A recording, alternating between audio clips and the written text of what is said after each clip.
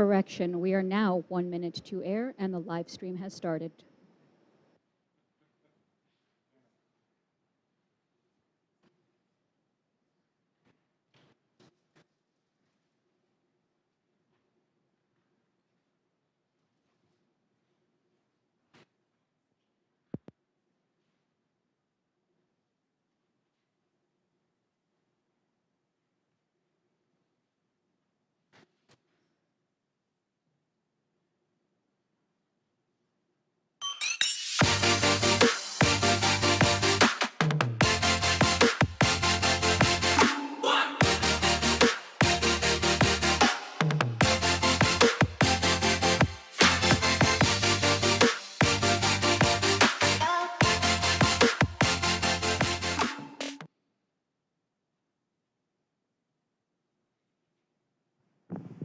Good evening. Welcome to the Durham Planning Commission.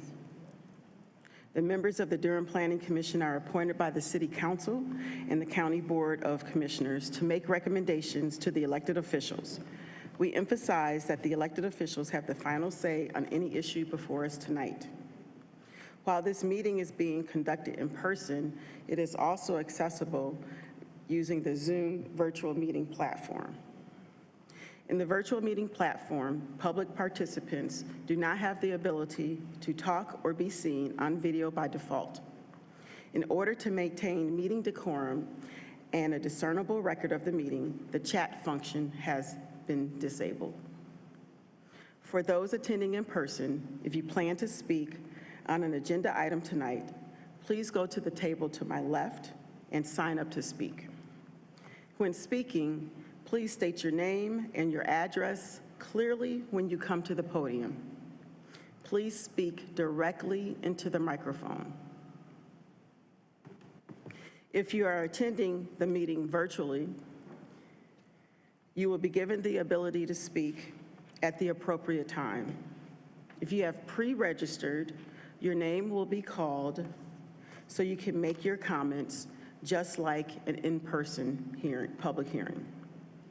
You may also call in during the meeting tonight by dialing 1-301-715-8592. If you call in during the meeting, you will need to wait until the particular public hearing you are interested in starts. After all of the pre-registered speakers have shared their comments, I will ask if there is anyone else wishing to speak. At that point, you need to digitally raise your hand by pressing *9 on your phone. And when recognized, state your name and address before making your comments. We're going to limit the time to 2 minutes tonight per speaker, and all motions are stated in the affirmative. So if a motion fails or ties, the recommendation is for denial. Finally, I ask everyone here, commission members, the staff, and the public to conduct themselves in a courteous and respectful manner. The chair will ask the offending person or persons to leave the meeting until such time they regain control. If decorum fails to be restored, the chair will recess the meeting until a genuine commitment to act respectful and courteous is observed. Thank you. May we have the roll call, please?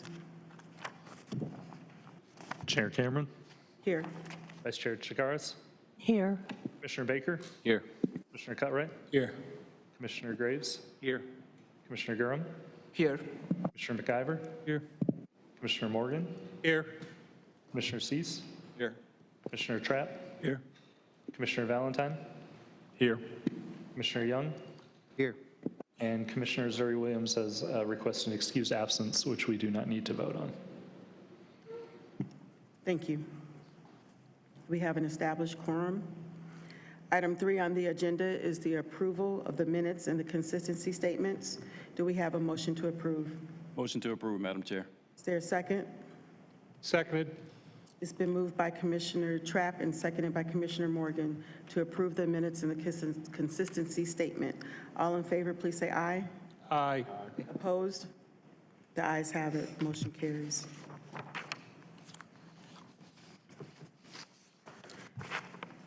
First case on the agenda for zoning map changes is case Z 22-00062, East Club Gateway, continued from July. May we have the staff report?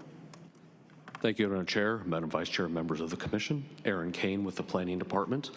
Before I begin tonight, I would just like to state that all cases have been properly noticed according to local and state laws, and affidavits to that effect are on file in the Planning Department.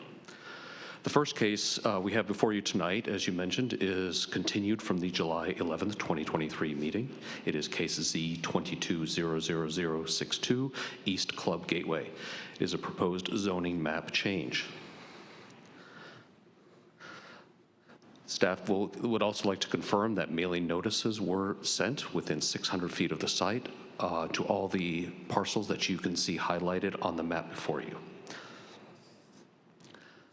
There are 7 properties on this case. They are located at 2400, 2402, 2404, 2452, 2456, 2462, and 2468 East Club Boulevard, and totals 3.08 acres. The existing zoning is residential, rural, and commercial neighborhood. The applicant proposes to change the zoning to commercial general with a textual development plan to allow at least 3 uses permitted in the commercial general zoning district. In addition to that, there are several uses which would be prohibited according to the development plan, including group living, hospitals, cemeteries, mausoleums, columbaria, memorial gardens, electronic gaming operations, firing ranges, nightclubs or bars, paintball, payday lenders, veterinary clinics, animal hospitals, kennels, vehicle sales, leasing and rentals, and vehicle service. The existing place type is transit opportunity area. Staff has determined that the proposed zoning district is consistent with the place type map. The site lies within the major transportation corridor and watershed protection overlays. The existing zoning is residential, rural, and commercial neighborhood. The site is surrounded by residential, rural, commercial neighborhood, planned development residential, commercial general, and industrial light. Next slide. There we go. The aerial map shows the general location of the project, which is situated on the southeast quadrant of the I-85 interchange with East Club Boulevard. To the west is a combination of industrial and commercial uses with some single-family units. To the south is the Land Farms single-family subdivision. To the east and north are a combination of commercial and single-family residential uses.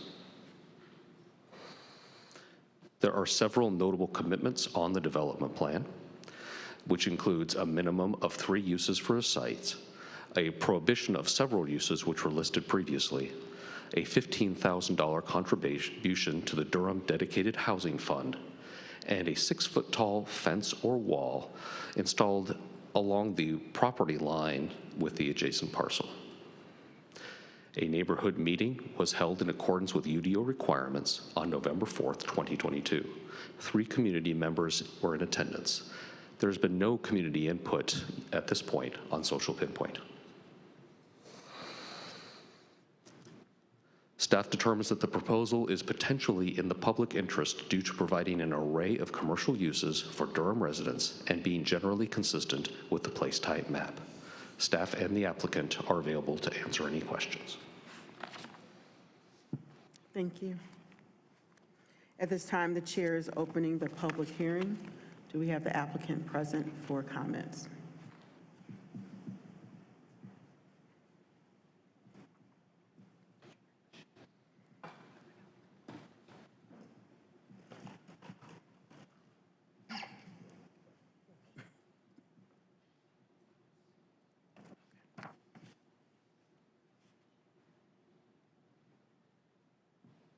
Is the microphone on?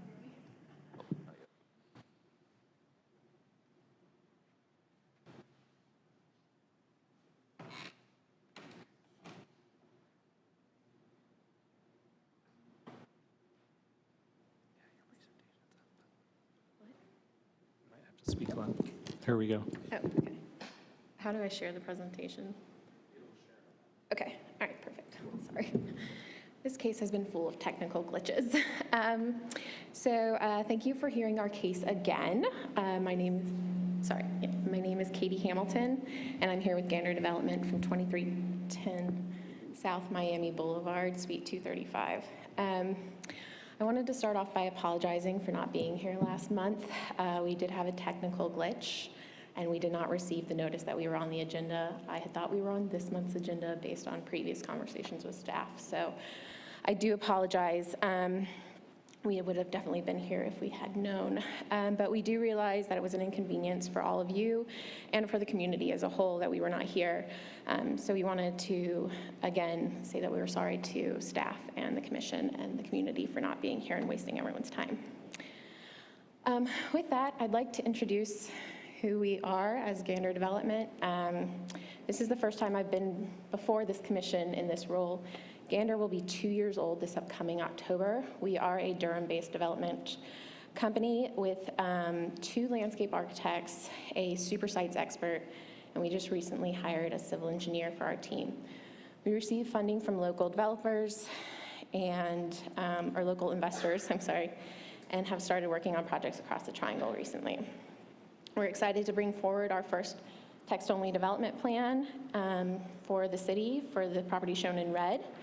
And we believe that this southeastern quadrant of the intersection of Club and 85 is a perfect spot to go for commercial. Let's see. Sorry, let me just go that. Okay. As you can see, the site is currently split between neighborhood commercial and rural residential. These zonings don't follow the property lines or the existing Duke Energy transmission easement that runs through the site. So we'd like to have a consistent zoning throughout the site. Moreover, the RR zoning that currently regulates almost 7 acres of the site is inconsistent with both the existing future land use map and the proposed place type maps, which designate the site as a transit opportunity area. So we believe rezoning and annexation will bring the site into greater conformity with that place type. We are seeking a commercial general zoning with text development plan for our case. We have chosen to pursue this style of zoning as we believe the ordinance requirements related to site layout, including buffers and building heights, do not need to be modified, and that all commitments above and beyond ordinance requirements can be clearly explained through text commitments. Momentarily, I'll share our survey to kind of explain that a little further. As such, we provided text commitments to prohibit nuisance uses based on either noise, hours of operation, typical lighting, or associated other problematic issues with the uses. At the same time, we're limiting the allowable uses. We are requiring that a minimum of 3 uses be developed on site. Per discussions with staff, this will help ensure that the property meets the transit opportunity area designation. We want to leave flexibility in our zoning so that while 3 uses are required on site, what those 3 uses are is permitted to change over time as transportation and nearby land use patterns change. While the zoning limits nuisance uses permanently, we recognize that construction can be a nuisance in the interim to our neighbors. So we've committed to protecting our neighbors' sanity during construction by installing a 6-foot privacy fence prior to construction along their property line. We also recognize that while residential uses may not be the highest and best use of the site based on our analysis, there remains a need for affordable housing in Durham. As such, we are committing $15,000 towards Durham's Affordable Housing Fund. This is based on the removal of 7 acres of residential rural zoning, which theoretically could have supported 10 housing units. I wanted to take a quick look at our survey. As you can see, there are required landscape buffers along our eastern and western boundaries, ranging from 25 all the way up to 100 feet. There's also a 100-foot stream buffer along our southern property line, which will protect the Landon Farms subdivision to our south. And again, in direct response to a comment from our neighbor to our east, we will be installing a fence along their property line before construction begins. I also wanted to note, with only 1 point of entry being allowed by the DOT, the site's proximity to the interstate and the existing overhead transmission lines, as well as a groundwater contamination incident that was noted to our north, we we determined that commercial uses were the highest and best use for the site currently. As I mentioned, the environmental constraints on the site have weighed heavily on our design decision-making, and they will continue to be a leading factor in our design approach moving forward, which is why our request was crafted to allow for flexibility as we continue to explore what uses will best serve the transit opportunity area while minimizing our environmental impacts. We have begun our project with sensitivity in mind, from minimizing wetland and stream impacts to taking a more constructive approach to demolition, and will continue a sensitive approach as we proceed in developing our plans while working with Duke Energy, the DOT, and the city. Of note, we have reached out to Preservation Durham to pull out materials from the buildings that may be salvageable, and they will have that opportunity as soon as our asbestos mitigation is done on the buildings. So. And then we've also reached out to fire for training burn. We will see. It's not the best, the building's not in the best shape, so. But that's it. I again did not have a clock on me. I don't know if I was supposed to. All right, thank you. Are there any other attendees tonight that would like to speak?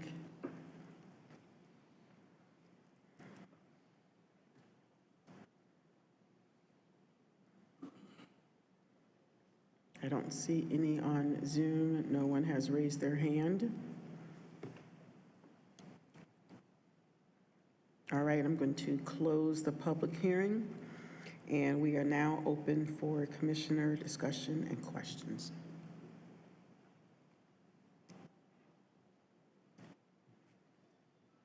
Yes, Commissioner Baker. Got a question for staff.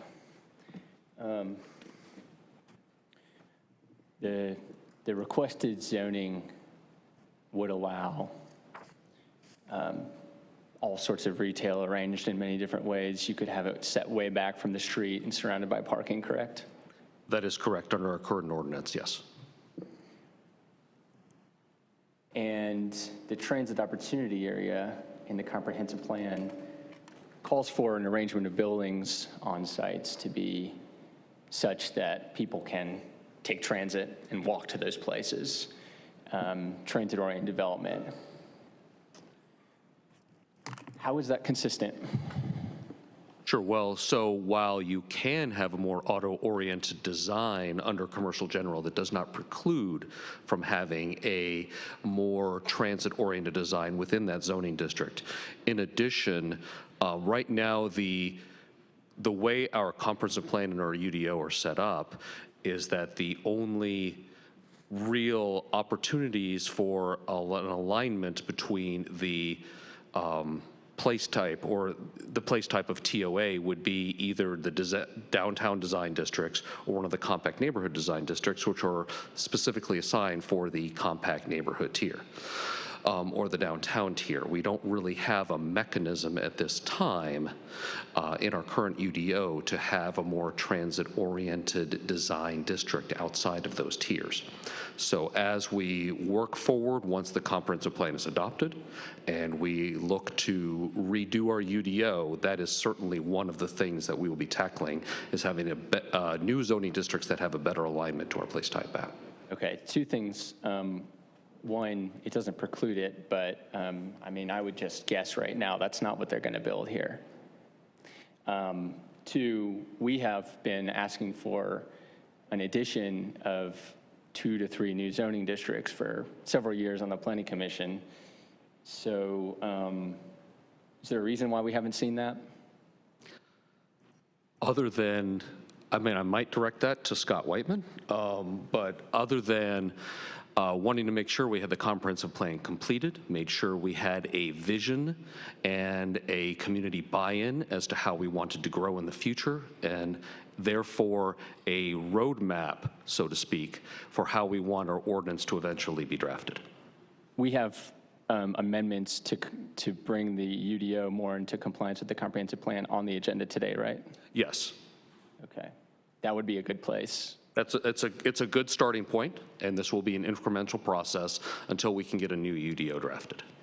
Okay, I worry about the integrity of the comprehensive plan if we are calling for something on a site very clearly in the comprehensive plan, and what is being proposed is very clearly not consistent with that, and we are saying that is consistent. That makes me concerned. So the proposal that we're seeing here is extremely flexible. I appreciate the limitation on some of these uses, and I appreciate the desire to move forward on development on the site, but I just don't see at all how it's actually consistent with the comprehensive plan that has been worked on for the past almost 5 years. That's all. Thank you. Commissioner Cease? Just a quick comment, following up on Commissioner Baker's comment and the response from staff, and which I understand, but I think there is a mechanism to provide a little closer alignment between the transit opportunity areas as defined in the place types and the existing UDO if the applicant were to take advantage of crafting a development plan more specifically oriented towards that future place type map. Then nothing would preclude that. And as it is now, I think instead what we have is an application or a proposal, I should say, that seems to thread a bit of a needle, the needle being, or the hole in the needle, I don't know how you describe it. But that gap, it seems to be threading that gap between the comprehensive plan and the pending UDO rewrite by proposing commercial general, which clearly is identified in the UDO as being intended for areas that does have access to vehicular major thoroughfares, but yet this place type map is for transitional opportunity area.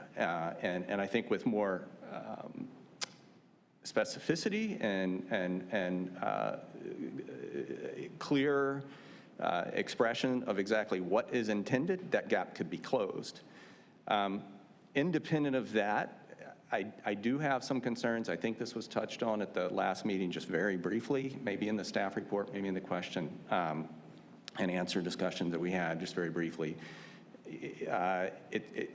The pending reference guide request for a variance in the, or I'm not sure what the terminology is, but the aerial sewer issue, the proposal to connect via an aerial sewer that's not allowed.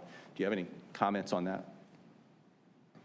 So before I address that, I think that if the commission would be amenable to it, we could add a max build to on the west side, west of the easement, if that would help with the comfort, if staff is amenable to it as well, because we don't actually intend to have a parking lot out in front on that west side.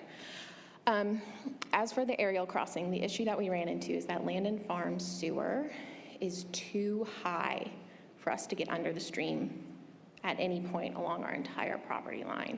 So no development on our project can occur with a non-aerial stream sewer crossing. There's just no, like, we have studied the entire 500 feet of length with our civil engineering consultant, and they looked at, you know, going under the sewer or going under the stream at the highest point of the stream and connecting to the sewer on the lowest point on the opposite side, and there was no way we could make it work. So that is why that alternative reference guide for development request is in.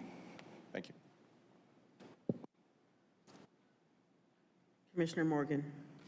You had a question for Scott, for staff, about, I think this is the first time we've starting to use the place type map as a way to kind of guide that. Can you talk a little bit more about the transportation opportunity area and what things could be put into this area based upon the place type map? So, yeah, good evening. I'm Scott Whiteman with the Planning Department. So the transit opportunity area place type was, in general, was to take the place of the compact neighborhoods in the old comprehensive plan areas that were designed to be higher density, mixed use, and transit oriented and more walkable. And so that would include a lot of different uses, but it would also ideally include more walkable design. But as Mr. Kane was saying, we're in a kind of a gap year between the comprehensive plan, which is still not adopted, and a new UDO. And we have some of the place types where it's hard to, with our current zoning districts, to match them up with the intent of the new comprehensive plan. So we're going to have to do some of these on a case-by-case basis until a new UDO is adopted. Kind of a follow-up. I mean, what was sort of I know that you were involved with a lot of the designation of different areas like that. What was unique about this area to make it a transportation opportunity? So this area, it may be hard from looking at the map, but the Glenview Station Walmart has one of the highest ridership numbers. I can't remember what we call it, exiting and entering the bus in all of Durham County. And then also the transit plan also has a new route coming down Club Boulevard that would be from North Durham through Bragtown. So there's actually a lot of transit lines that are converging this area, and it provides an opportunity to build some transit-oriented development from scratch, where in most areas we're redeveloping existing built-up areas. Okay. I mean, thanks. I mean, I understand that. I know we're starting to kind of walk before we move into it. I guess my thought would be is that would a development that would be sort of like a multi-residential kind of mixed-use type of thing be more applicable with transit connections, or something like that would fit within this type of development or this particular area? Definitely a mixed-use development would definitely fit, but it's also in mixed-use areas, not every development has to be mixed use. You need some residential, some non-residential, and there's already been quite a few residential projects approved in this area. So I think that it definitely does meet the intent of adding a mix of uses in this area. Okay, thank you. Commissioner Baker. Yeah, I'm certainly open to adding the necessary text commitments that would bring it into consistency with the comprehensive plan. I just don't see those. I'm not sure what the wording would be, but I definitely think that we could get there. I do think that that's the one mechanism that could get us there is the appropriate text commitments. Again, I'm not sure what those look like, and it would be great if those were in writing before this meeting, because this is a tough place to come up with language on the spot. However, if we receive the right language that made it consistent with the comprehensive plan, I think that I would be able to support the application. If I may, Commissioner Baker, so I believe, Katie, I heard you say that you would be amenable to a text commitment for a build to line on the western portion of is that correct? Okay. Maybe.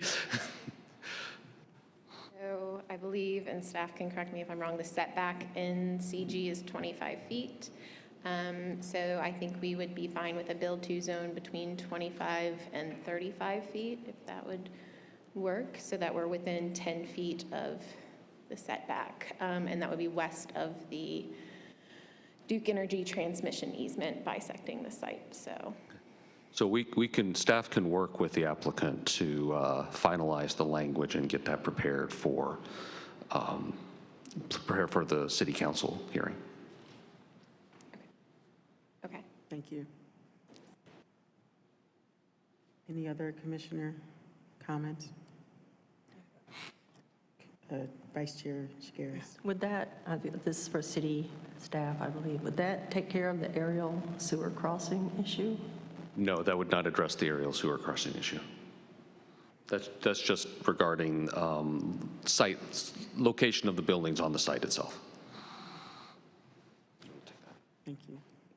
We should clarify that build-to line is along East Club Boulevard, not I-85's corridor. Just. Is there any way to fix this aerial sewer crossing issue? We would need to depend on the engineers for that. No, the installation, the height at which the sewer was previously installed is the issue. So we can't, there's nothing we can do literally to go under that stream, which is the standard. because the sewer is above the elevation of the stream. So to tie in, the only way we could do that would be to install a force main under the stream, which would be, I think, worse in the city's view. I would have to defer to the city on whether or not they'd prefer a force main going under a stream or a aerial crossing, but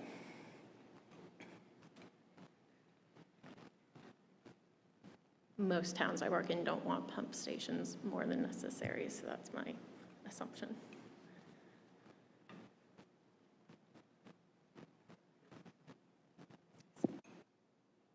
You good?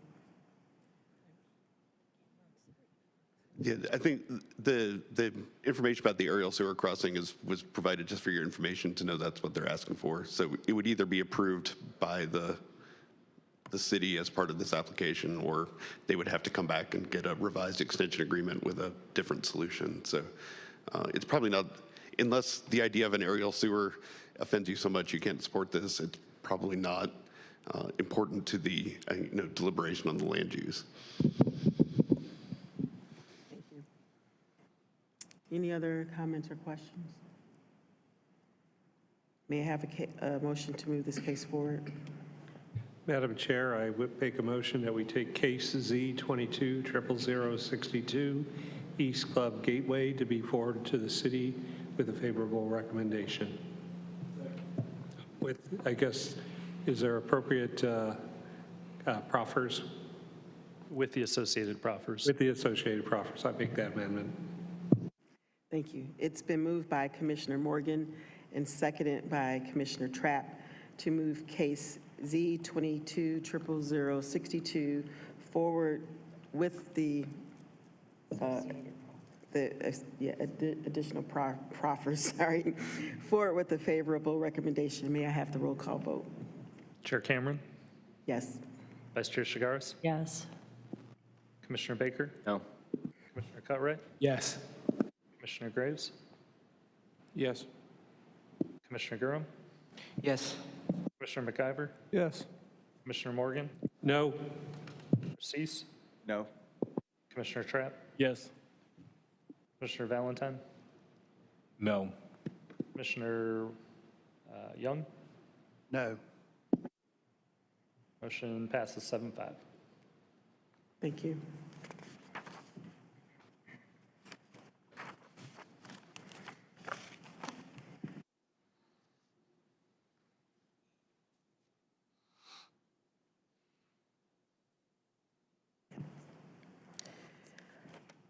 Next, we have case Z23E/0005 Oakside Gray.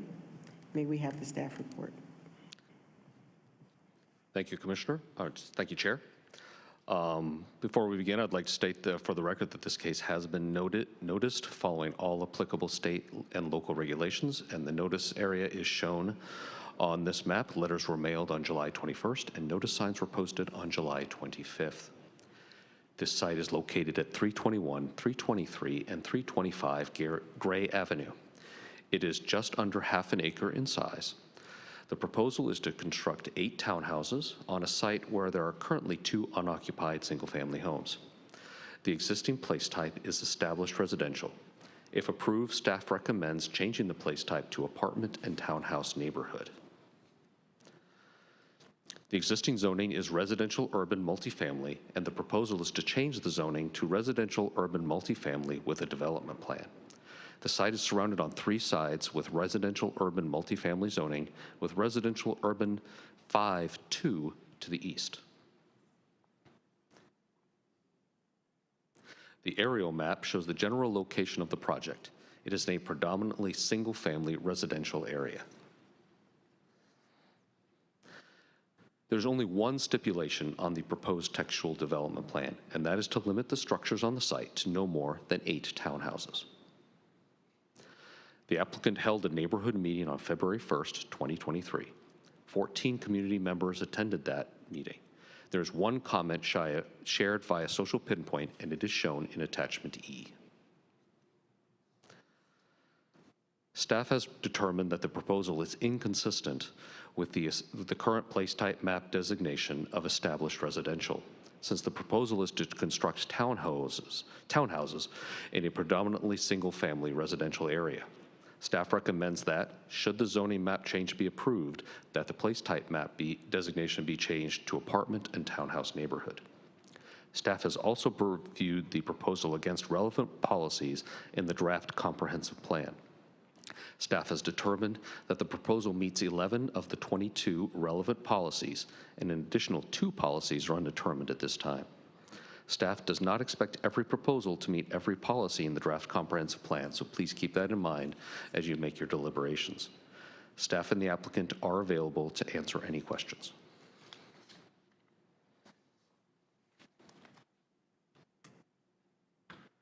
At this time, the chair is opening the public hearing. I'm going to call the applicant to the podium. You have 10 minutes. Okay.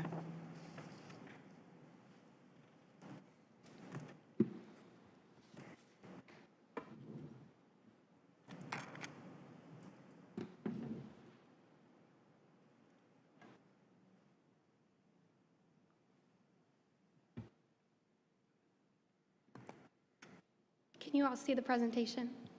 No, Okay. now we can. Good evening, Chair Cameron, members of the commission. My name is Marie Farmer with Parker Poe, 301 Fayetteville Street, Raleigh. On behalf of the owners and developers of these small parcels, Sam and Ghazal Zamani and Fareed Sani, who are local residents and here tonight.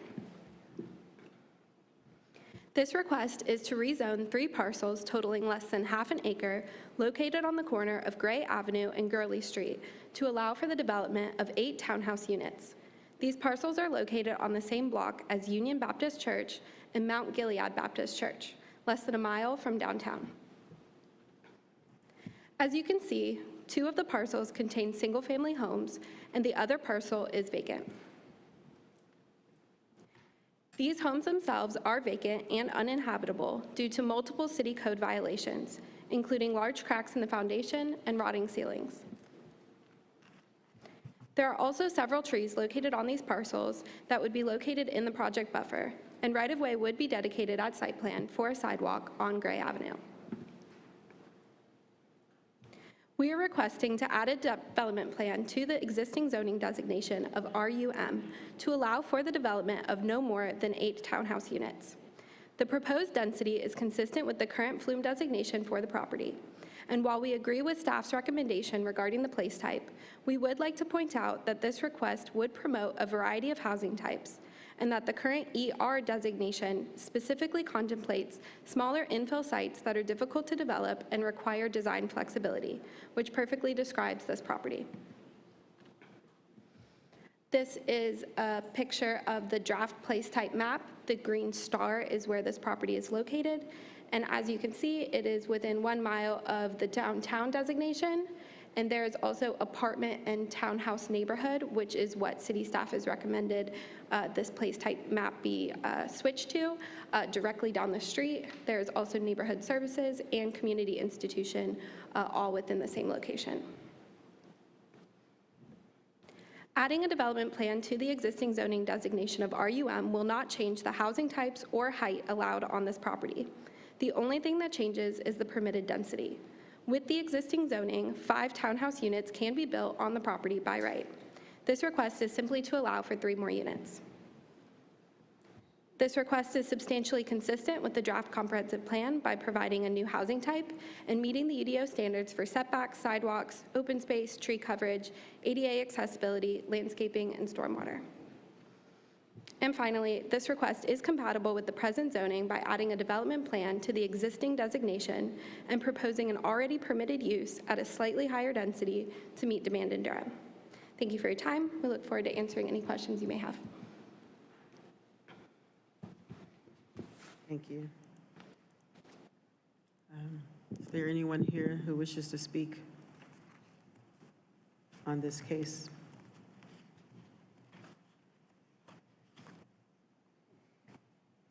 I don't see anyone in the Zoom either with their hand raised, so I am going to close the public hearing at this time. Make sure I'm not going too fast here. Make sure there's nobody on Zoom. All right, I'm going to close the public hearing. And we are now open for commissioner discussion and questions. Commissioner Baker? No? Did you all, quick question for the applicant, did you all have a chance to speak with the neighbors and to speak with the church? We did speak with the neighbors. No one from the church attended our neighborhood meeting, but there were multiple neighbors who did attend our neighborhood meeting. Was the church notified? The church was notified, yes. Oh, one more question. Did you all consider including, this is a density increase, did you all consider including any affordable units?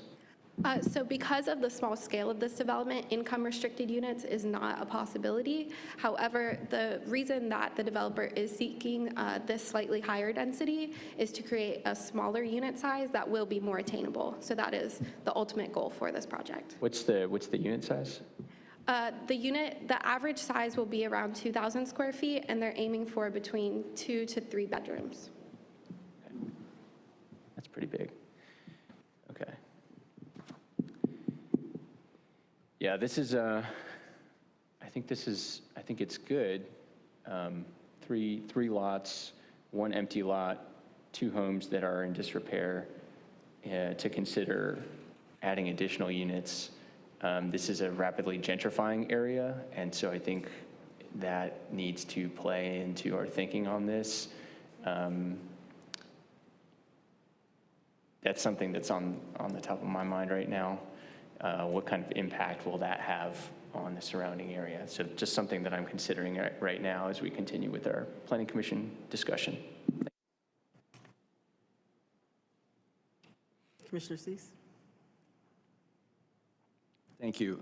The two things that seem most striking to me are the observation that you made in your application, that the applicant made in the presentation regarding the fact that townhouses are allowed by the existing zoning, that the text-only development plan is simply a mechanism to allow some additional units to be constructed. And I think that's really an important note. Secondly, the discussion around the apartment townhouse neighborhood place type, or apartment townhouse neighborhood place type, as folks who've been on the commission for a while will remember, and staff would remember, Scott, I'm sure, would remember. That was one of the items that I had concerns about, because I think that to classify something as an apartment townhouse neighborhood goes against the whole premise of a neighborhood. A neighborhood is something that has apartments and townhouses and houses and all those things. And my block, which is established residential where I live, has all those things, including townhouses. So I don't have any consternation whatsoever with regards to the place type map issue. That's just a technicality that, in my mind, has evolved through the comprehensive planning effort that attempted, and necessarily so, to achieve a lot of other objectives. So I have no issues. I mean, my only, it's not really a concern, but to the point of the unit size, if you know, the discussion of 2,000, that is a large unit, and the location of this would be suitable for twice as many units as far as I'm concerned. So I support the application. Yes. What are your expectations on the price point of the units? Yes, and to touch briefly on how many more units could potentially be put on the site, another consideration, particularly something that was raised during the neighborhood meeting, was parking. A lot of the neighbors were very concerned about street parking and this adding to the street parking, so that is something that the developer is really trying to keep in mind, is how many parking spaces they can fit on the site to try and limit the amount of street parking in consideration of the neighbors. The price point will really depend on how many units they're able to fit in and whether they're able to do the 2 bedrooms or the 3 bedrooms, but they're looking at a variety of price points, but at this time, nothing has been solidified yet. Well, let's make an assumption. Let's assume you do 8 units, and let's assume they're all 2,000 square feet. How much will they retail for? What will be the price of the house? I think that they will go for the market rate that is consistent with the surrounding area. This developer is also still considering whether they will be rental units or whether they will be for sale. The goal is to sell, but they are still considering a rental option. So at this point, it really is up in the air. How can it be up in the air? Are they luxury units? Are they non-luxury units? No. So to be clear, these are not luxury units. This is more workforce housing close to downtown, a smaller, I know 2,000 square feet is kind of the ultimate goal. They will probably be smaller depending on the parking constraints and other constraints with the buffer. But they are looking to be more attainable than certainly a luxury apartment or townhome. That's not what they're looking for here. I want to clarify that word that you used, two words, workforce housing. These are probably going to be 700, 800K. That is not workforce housing. Workforce housing is just another word for affordable, and these will not be at an affordable rate. Go ahead, Commissioner Cease.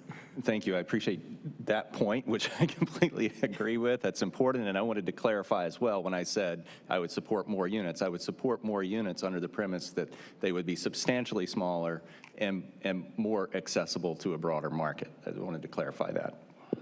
Thank you. No? Anyone else? Any other comments? Commissioner Valentine, look like you're in deep thought. Commissioner Morgan? Nope. Ready for us to take a vote? All right, may I have a motion to move this case forward? Madam Chair, I make a motion that we take case Z23 000 5 Oakset Gray to be forwarded to the City Council with a favorable recommendation. Second. Valentine? Okay. It's been moved by Commissioner Morgan and seconded by Commissioner Valentine to move case Z23 005, forward with a favorable recommendation. May I have the roll call vote? Chair Cameron, Yes. Vice Chair Shigaris, Yes. Commissioner Baker, No. Commissioner Cutright, Yes. Commissioner Graves, No. Commissioner Durham, Yes. Commissioner McIver, Yes. Commissioner Morgan, Yes. Commissioner Cease, Yes. Commissioner Trapp, Yes. Commissioner Valentine, No. Commissioner Young. No. Motion carries 8-4. Thank you.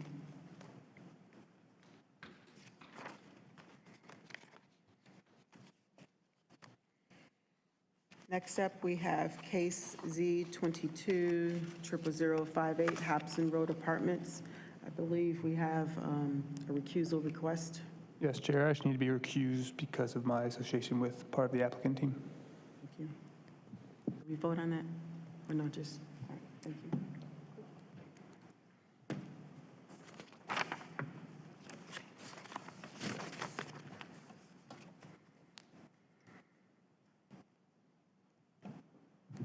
All right, may we have the staff report? Thank you. As you stated, Chair Cameron, this is case Z22 00058 Hopson Road multifamily. It is a requested zoning map change. Before I begin, I will confirm that mailing notices within 600 feet of the site were mailed out on July 21st, 2023, and the site was posted with a sign on July 25th, 2023.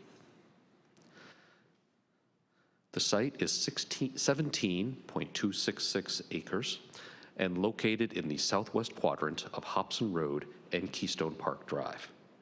The existing zoning is residential rural. The applicant is proposing a zoning change to Plan Development Residential 22.538 to allow up to 400 apartments with at least 3.5% of the units designated as income restricted. The future place type is mixed residential neighborhood. The proposed PDR 22.538 is consistent with the future place type map. As stated previously, the existing zoning is residential rural. The site is surrounded by residential rural and office and institutional to the north. Industrial light surrounds the remaining property. The aerial map shows the general location of the project. The site is at the southwest quadrant of the intersection of Hopson Road and Keystone Park Drive. To the north is Davis Park with some existing single-family units. To the west and south is Industrial Park. To the east is an undeveloped NCDOT parcel. The development plan indicates 3 access points from Keystone Park Drive and 2 from Keystone Park Drive and 1 from Hopson. 2 distinct areas of tree preservation are denoted with 1 area to the north and 1 to the south. The development plan commits to a maximum impervious surface of 70%. There are several notable commitments proffered in the development plan. As stated before, 3.5% of the units would be income restricted at 60% of AMI for 10 years. All residential buildings would be served by at least 1 elevator, a $33,000 contribution to Durham Public Schools, a commitment to a green building certification, 5% of parking spaces would be for electric vehicle charging spaces, and solar conduits shall be provided in all buildings. A neighborhood meeting was held in accordance with UDO requirements on November 1st, 2022. No community members attended that meeting, and there have been no social pinpoint comments on this case. Staff has determined that the proposal is consistent with the place type map designation. Staff has determined that the proposal is consistent with 18 of 25 applicable policies in the draft comprehensive plan, and states that the proposal is in the public interest due to increasing the supply of market rate and income-restricted housing units for Durham residents. Staff and the applicant are available to answer any questions. Thank you. At this time, the chair is opening the public hearing. Do we have the applicant available?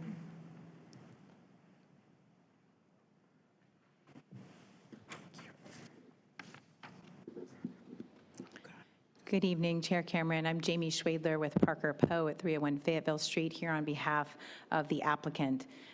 As we're pulling up the presentation, I'd just like to note I do practice with Matthew Carpenter, who couldn't be here tonight for conflict reasons, but have extensive experience with High Street, and I'm proud to be here representing them tonight.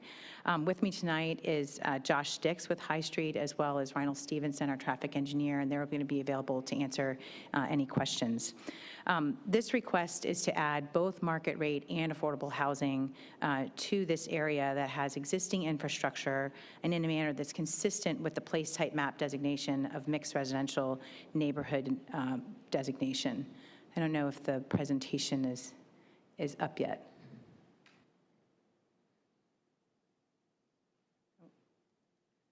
Might be, I think that's the last one.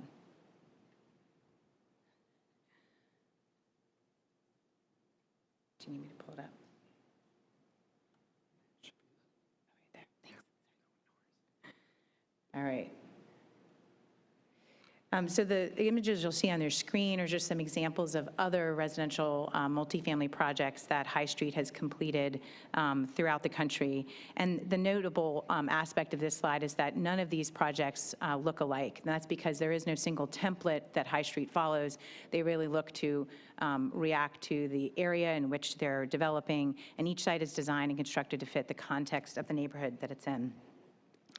The site is a 17.8 acre parcel at the corner of Hopson Road to the north and Keystone Park Drive to the east. The area shown in blue on your screen is Clegg Drive, an existing public road that would be abandoned in connection with the zoning. And as you can see, it's just a great location for the additional density that we'd be bringing to the area. Instead of 26 single-family homes, we're able to provide new apartment homes for 400 units, multiple opportunities for families and working professionals to live directly adjacent to and close to proximity to RTP and just west of the airport.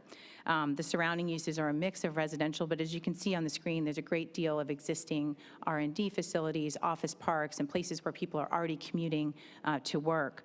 And adjacent to other warehouse and distribution buildings to the south, there are some other apartment developments north of Hopson Road and a mix of housing types, including apartments and townhomes. So this would be adding to that housing supply in a way that's meaningful and providing variety. This shows a kind of a larger context area of the area we're talking about. And as you can see on the map, we're squarely in the center of kind of the crux of Durham's burgeoning area adjacent to RTP, exactly the type of area where you want to put more homes along existing infrastructure and services within walking distance. The project is illustrated here on the screen. What you see on your right is just an illustrated version of the development plan. So everything you see in yellow is either parking or building area. Everything you see in green is either open space or preserved tree areas. And the notable arrangement there is that we've really tried to pull the buildings kind of up to that prominent corner and preserve areas where we can.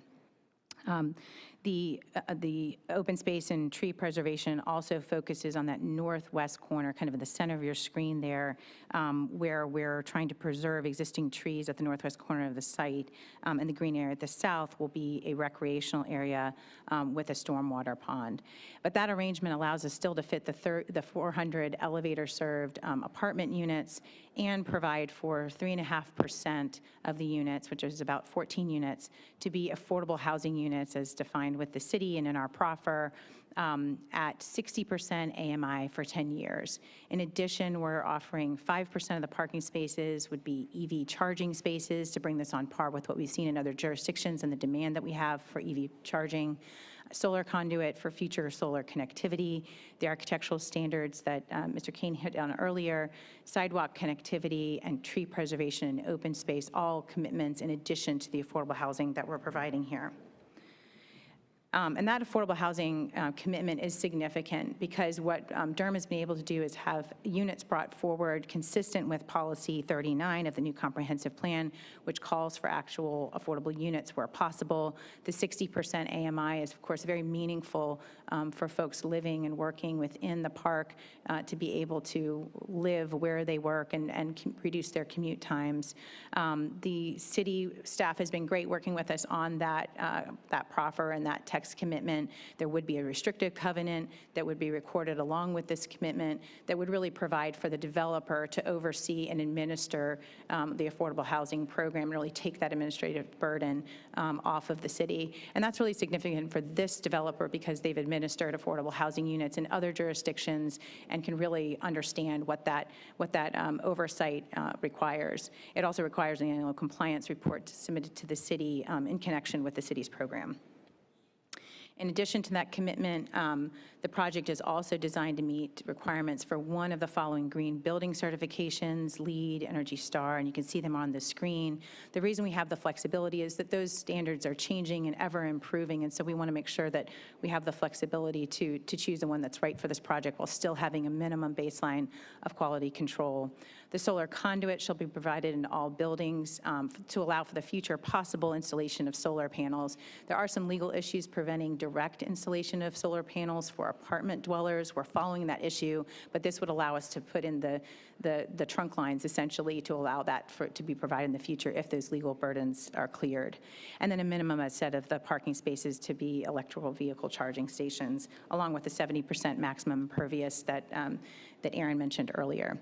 This slide shows the transportation commitments, which I won't go into detail, but include a significant amount of recommendations from the TIA, the right-of-way dedication there along Hopson Road, extended turn lanes where appropriate and approved and recommended by the city, and then there's additional site access points on Hopson Road and with the taper.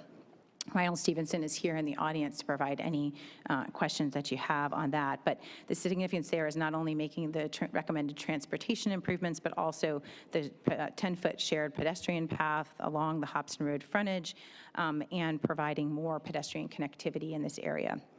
And with that, the request is squarely consistent with the place type map designation that you see there on your screen. We appreciate staff's thorough review of all the consistency of this designation as well as the policies, but it really supports the additional residential area, additional residential units being placed in an area that adds diversity, is close to existing infrastructure and services, and there's a great deal of commercial, retail, institutional, and office uses that are already surrounding the site, so it really makes that perfect infill place for residential to go, while also promoting that sidewalk and bike connectivity I talked about. For those reasons, it's consistent with the comprehensive plan. This is detailed at length in your staff report. We just wanted to call out several of these policies. Policy 31, which discourages development patterns that segregate and concentrate high-wealth communities. We're really putting a lot of units in where people already work and shop.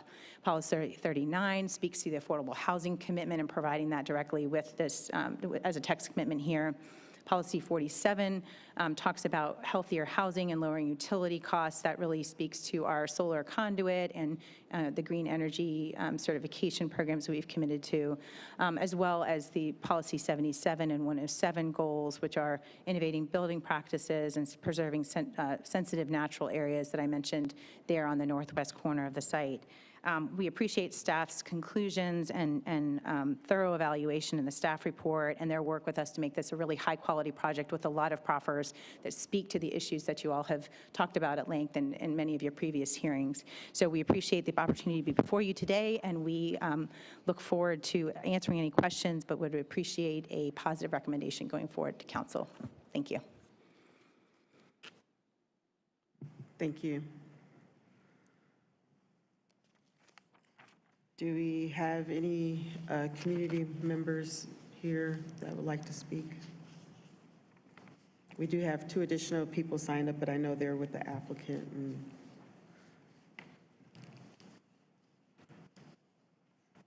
Is there anyone online on the Zoom that would like to speak? If you wish to speak, please use the raised hand button.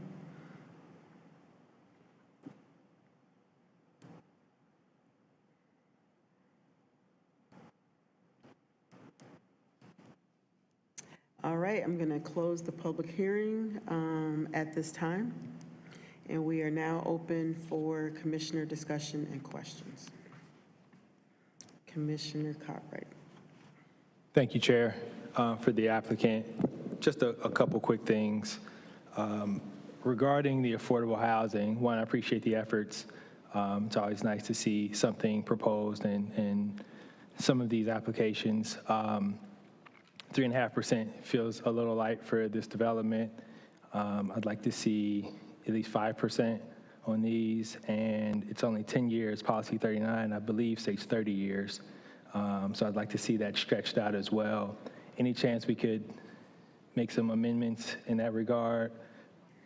Yeah, I appreciate the sentiment, and I think in a perfect world, we'd like to as well. We're dealing with reacting to a kind of a volatile market, and what we have seen worked in, High Street has seen work in other places, and so that's where we're comfortable being able to deliver this project and getting it financed, but I understand your sentiment. Is that 60% an average AMI, or are they all at 60? Or are you doing some at 30?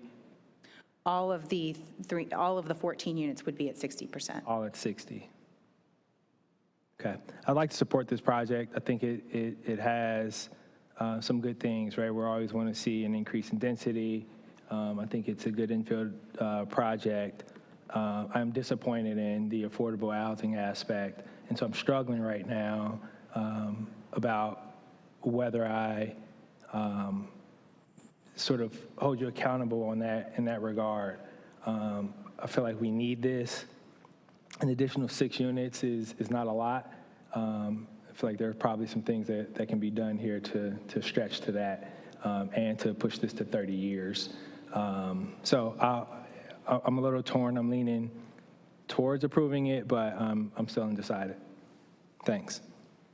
Thank you. Commissioner Trapp. Yes, Madam Chair, just very briefly. I know we do a good job on the commission of pointing out when we have issues with development that's in front of us, but I think that it's also contingent upon us to point out when we like a development.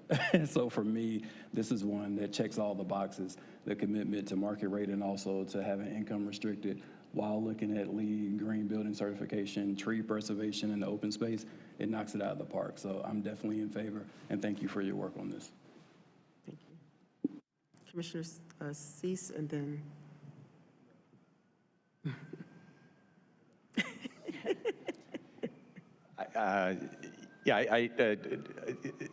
share some of the same kind of sense that Commissioner Cutright is expressing with regards, and my concern is more with the time horizon on the affordable housing commitment than the percentages. The percentages I can understand are really impactful in terms of dealing with the dynamic marketplace, but the timeline of 10 years seems a little shy when we talk about building community and building place. But that as a single exception, I really applaud the application and the presentation in terms of the commitments, the material commitments, the green building commitments, the specificity to actually a specific list of potential rating systems that you'll achieve, the installation of the infrastructure for the electric charging stations. That may very well be the market in what you're working towards, but nevertheless, I'm glad to see that as a commitment in the application. And if there was anything else, I share Commissioner Trapp's enthusiasm for the proposal. I do think that as the city and the county work towards implementing the changes or the new UDO and continue to refine what our public space standards need to be in the city of Durham as we move more towards accommodating pedestrian mobility, and particularly with an affordable housing component in a destination like this, is I would just like to put this out there for everyone to think about the importance of making sure that our street design standards are attuned to that as well, and that we don't continue the same kind of excessive, maybe too strong of a word, but that's kind of the general sentiment in terms of dimensions associated with street designs, that we really be intentional in designing places where it's not just a sidewalk in front of the building, but there's easy ways to navigate to the places that are being shaped in the surroundings. So, thank you. Thank you, Commissioner Gorham. Can the staff confirm if, like, what is the timeline for the development of the roadways in front of the property on Hopson Road by the other developers?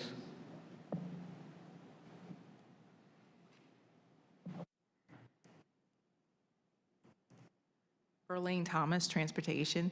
So I don't know the current construction schedule, other than I know the designs are underway in construction. It's certainly underway in the area. You can see from the aerial photography, the clearing that's been done associated with the widening. I travel on that road for my work every day, and I know personally that traffic has gotten really bad in the last couple of months. So I just wanted to have an understanding on the timeline and the additional impact this development will have. I can certainly follow up with NCDOT to get a schedule and forward that along to you. And can you confirm if the new roadway will have a pedestrian pathway that connects? Because at this stretch, there's a gap in pedestrian pathway. There's one on Page Road, and there's one a little further back on Hopson Road. But at this stretch, there is no pedestrian connection. And the developer is proposing to have a shared use path along their property line. But there's still gaps on the other side of these properties. So. Right. The 4-lane widening project does include sidewalks on both sides. So this would be an addition or a wider path that they will be providing along their frontage. Thank you. And I would like to applaud the developer on their commitments to the sustainable aspects of the development. Thank you. Thank you. Commissioner Graves, man. Thank you. I agree with the sentiments of Commissioner Cutright when it comes down to your decision for 10 years for affordable housing. You know, the data doesn't support that things will be even more affordable in 10 years. It might actually be worse for people within our community. So I strongly would encourage you all to get to 30 years on that. Somebody's got to be able to work at the stores that are close by. Yeah. Thank you.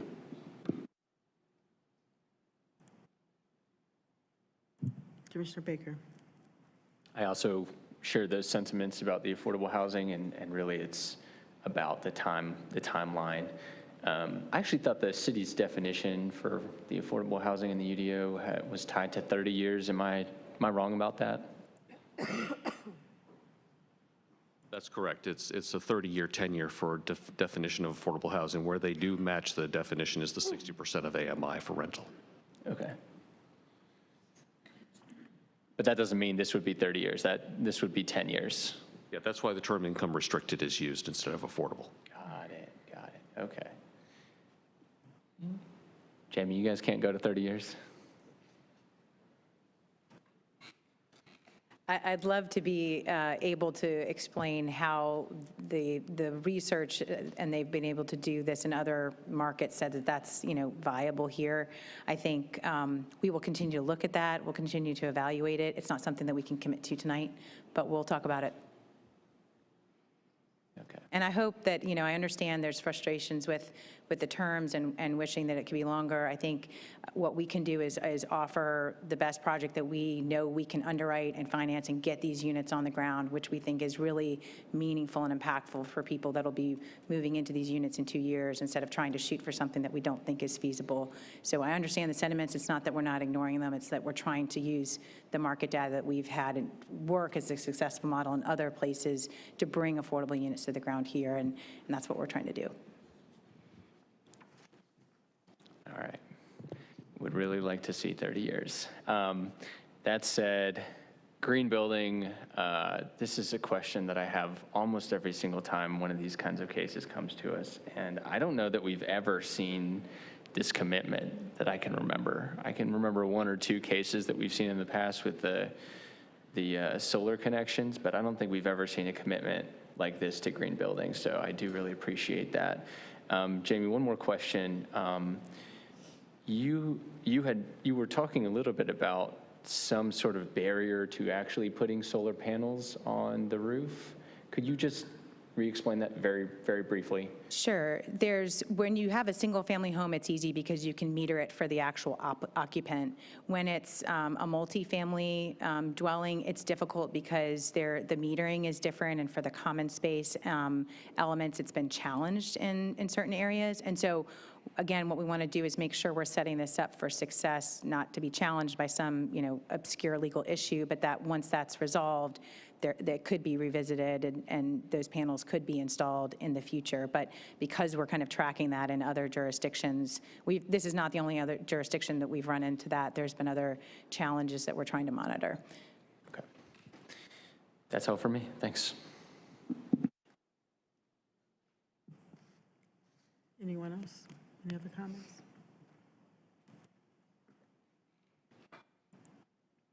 Ready to, may I have a motion to move this case forward? Sure. Madam Chair, I make a motion that we take case Z22-00058, the Hopson Road Apartments, to be forwarded to the City Council with a favorable recommendation.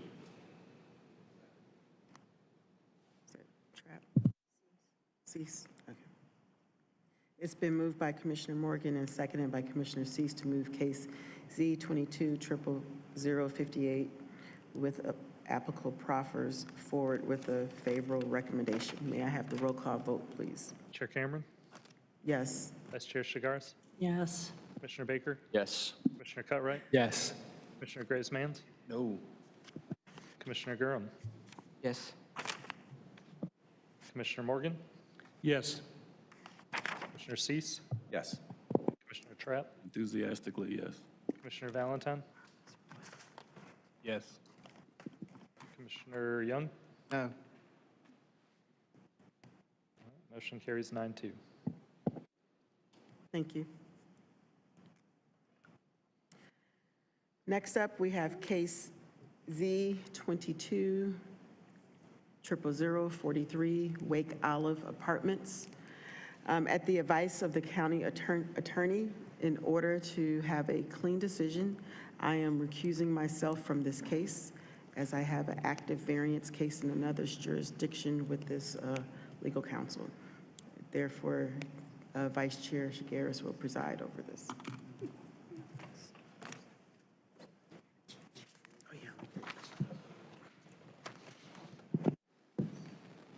Okay.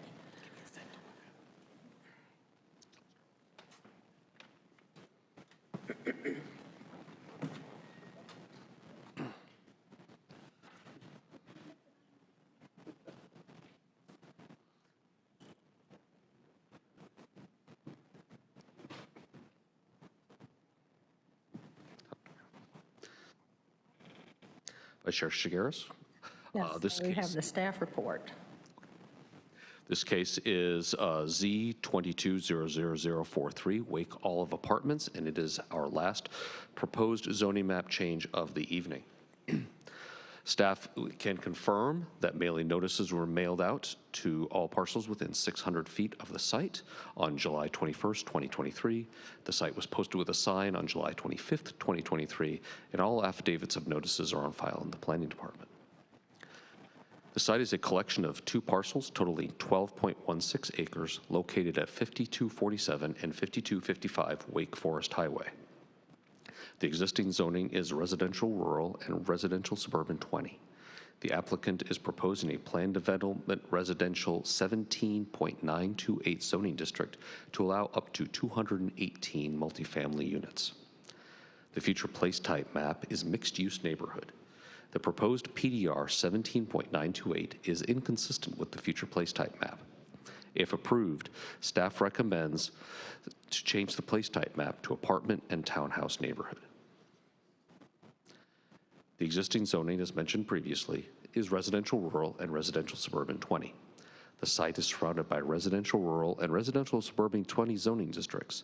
To the south, though, is commercial general. The aerial map shows the general location of the project. The site is north of Wake Forest Highway. To the east is Neal Middle School. To the north and west are primarily undeveloped land and large lot single-family dwelling units. To the south is a bank and some undeveloped tracts. The development plan indicates 2 access points from Wake Forest Highway. There's a proposed stub-out connection to the western property line. No vehicular stream crossings are proposed through the 100-foot wide riparian stream buffers to the north. Minimum tree coverage and open space is provided. Impervious surface is limited to 70%, a requirement of the UDO, as this site is in the FJB watershed protection overlay.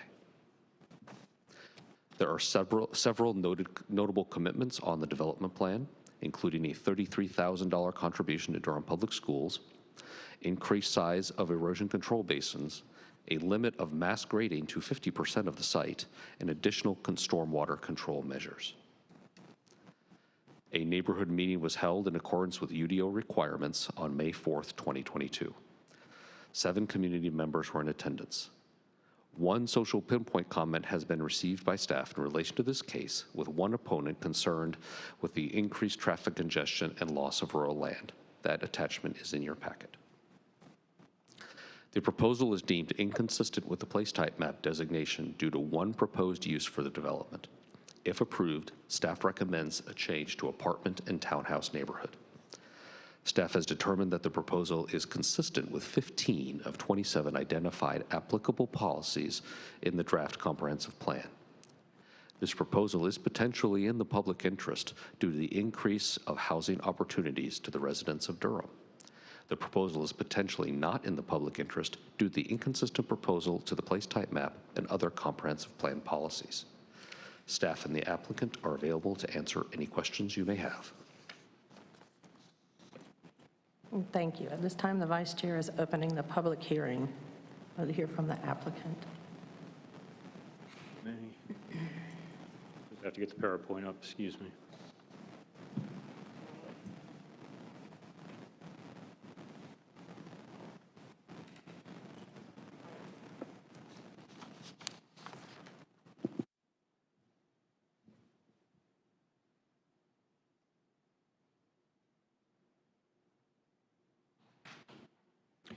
Good evening, Vice Chair Shigaris, members of the Planning Commission. My name is Patrick Biker. I live at 2614 Stewart Drive.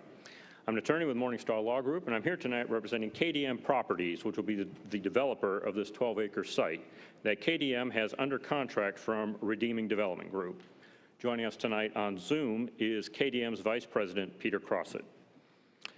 I am very pleased to report that KDM already has a fine track record here in Durham. KDM is currently building Phase 1 of Fox Crossing Apartments over on Pleasant Drive, just west of South Miami Boulevard and east of Andrew Avenue, as you can see in this picture of Fox Crossing that I took last night. In addition to Fox Crossing, I hope some members of the Planning Commission remember the Carver Street assemblage, which I believe is the largest mixed-income residential development in the history of Durham. and it's over in the Bragtown neighborhood. Carver Street assemblage received unanimous approval from this Planning Commission and the City Council back in the first quarter of 2022. KDM is the market rate developer working in partnership with Kelly Development for the Carver Street assemblage. This outstanding project has site plan approval and is now moving forward as well. Next, I need to highlight that there was a misunderstanding when this project was going through staff review. We need to remove the text commitment related to limit grading to half the site. This site we're talking about tonight is just barely over 12 acres. And the pending UDO text amendment that relates to mass grading, to my understanding, has a threshold of 35 acres per phase. Under the proposed UDO text amendment, this project would be a single phase. Accordingly, it makes little sense and needlessly drives up building costs only to grade 6 acres at a time. And so we need to remove that commitment. However, that is more than compensated for by our stormwater-related commitments that will increase sediment basins, improve skimmer performance, and enhance runoff detention, as shown on the bottom of page 6 and the top of page 7 of the staff report. In addition, in order to construct 4-story apartment buildings at this location, we need to state on the record tonight that building heights within this 12.16 acre site will not exceed 65 feet. Moving on beyond those technical issues, the greatest advantage to be derived from Wake Olive Apartments stem from its location next to Neal Middle School. Besides being in a location that's essentially right next to a school, this 12-acre property is also within a 5-minute drive of a Food Lion, the East Regional Library, and Oak Grove Elementary School, and is not much further from Southern High School. Also, this site is less than a 15-minute drive from Research Triangle Park, our region's largest employment center. I think it is fair to say that many Triangle residents do not live that close to work, shopping, and their children's school. This proximity to these key locations makes Wake Olive Apartments the type of residential development we should strive for if we want to reduce the amount of vehicle miles traveled and therefore the amount of carbon emitted by Durham residents. Durham needs to build new dwellings for the close to 160,000 new residents expected by 2050. Therefore, developing this site as PDR 17.928 makes sense. Of course, it is imperative for new development in the Searles Basin to pay the mandatory basin fees, which in turn means that those of us who are already Durham water customers will not have to pay higher monthly rates in order to pay for the Southeast Regional Lift Station. For all these reasons, we respectfully ask for your recommendation of approval. Peter and I will be happy to try and answer any questions, and we thank you for your time tonight.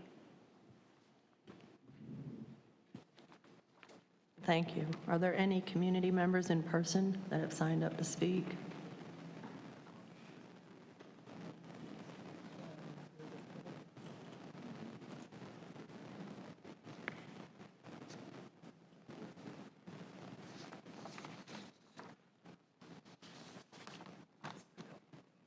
Thank you.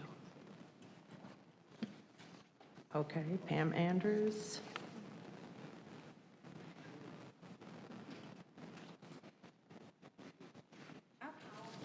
Certain order. Can we go in the order of our PowerPoint? Sure. So Tammy, okay, Tammy Sabb. I just need to find the PowerPoint. Okay, there's 4 of them. The desktop, probably.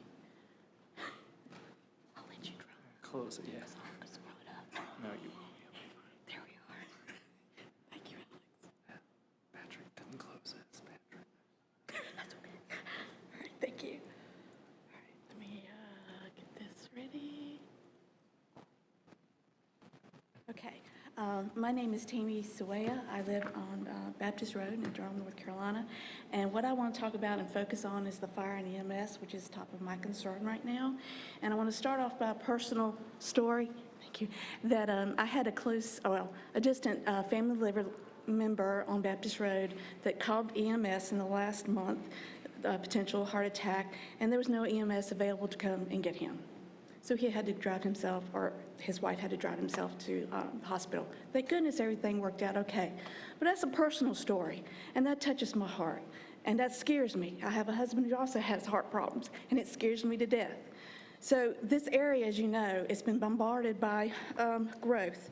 And I want to make sure that you take the time to listen to the Durham County Commissioners that spoke Monday on the comprehensive plan. I listened to that today.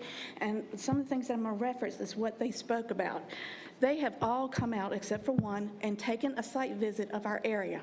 Please come out and look in the area. They are taken aback by all the issues. They're concerned about transportation. They are concerned about the fire and EMS support. And as Brenda Howerton said, this area is in crisis. It is not good. And so also in that commissioners meeting, one thing that I heard is that the Triangle J Council has projected by 2050, Durham will need 60,000 more housing. And so Winnie Jacobs also said, we've got 40,000 in the RTP area. I know Preserve Rural Durham, we've been counting for the last year. We're at 17,000 in just southeast Durham, not counting the rest of the growth in Durham County. So in my area, in my estimation, I think we're there. And a lot of the commissioners ask, are we overbuilding Durham County and Durham in general? And so they also asked Scott Whiteman, what's the average build out per year? And Scott, it's just an estimate. I know you were put under, question, and you're about 2,000 per year. Well, Preserve Rural Durham has been tracking this. In our area, we're about 2,500. We're to that limit. We are overbuilding right now. And so, and also want to point out that this development, or these apartments, will be coming right out on 98 Highway, where Triple Crown Farms, that's on 98 Highway, Falls Village, which is the Baptist Road, right at Neal Middle School, 567 units. It's not built out yet. That's 1,000 people coming on 98 Highway. We're just where these apartments are going to come out at. Those apartments are also coming out across from Olive Branch Road, which I haven't even counted the development on Olive Branch Road and Doc Nichols. I implore you, please do not approve this. Southeast Durham has had enough. We need to fix our infrastructure. We need to have support. People that live there need to feel safe. I don't feel safe. Thank you.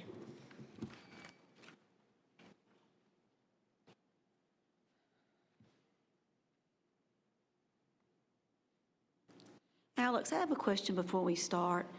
I know a number of us sent my social pinpoint comments in recently, like a lot, and it said we only had one tonight. And I want to question that, because I know for a fact that at least 3 of us in this room put them in. So I just want that for the record, that we do question that. Not anything against you all, but I don't know if it went in, I don't know if it's not transmitted, I don't know, but we did send in a number. Yeah, so Andy and I were just checking on that. It was about in the 20 to 25 range that actually came in, and we'll make sure the planning commissioners get those comments. Okay, just want to make sure, because we've worked hard to get people to send in comments. That was our error on the presentation. Alex, I won't fire you today. Thank you. Okay. My name is Pamela Andrews, 6108 Wake Forest Highway. I know this property very well. This was my preacher that married me and my husband. He built my home, so I know this property very well. My husband's home place is less than a mile from this, half a mile, maybe a fourth of a mile. So I know it very well. And I want to reiterate from the new comprehensive plan, policy CP 77, protect Durham's most sensitive natural areas, including floodplains, wetlands, wildlife habitats, hillsides, drinking water sources, critical watersheds, and natural heritage areas for the impacts of development. And there are many more. We talk about urban sprawl on the new one. This area has been slam dunked, and the environment is in destruction. This is where 2 waterways flowing a very short distance away have converged at Martin Creek.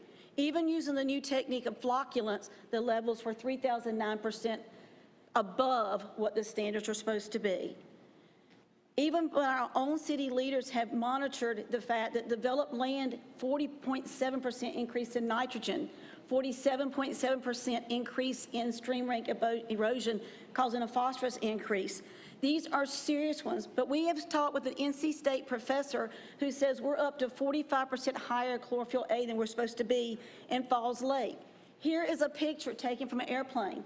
You can see where this sediment is flowing into Falls Lake every time we mass grade and clear cut these areas. These are people's property line where they're on the property line with a 20-foot cliff fall on the other side of the property line. We took Mayor O'Neill out. We've invited you all out. I implore you to come. You need to see this in person. Pictures do not do it justice. We are destroying the environment in Southeast Durham. Southern Environmental Law has this under documentation and will be proceeding. This cannot continue. Please think twice about this.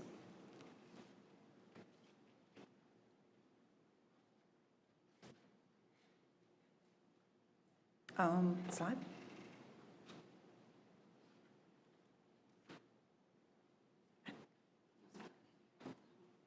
It's not, oh, there he is, okay. It's going, you just have to advance it with the. Okay. Is that what you want right now? No.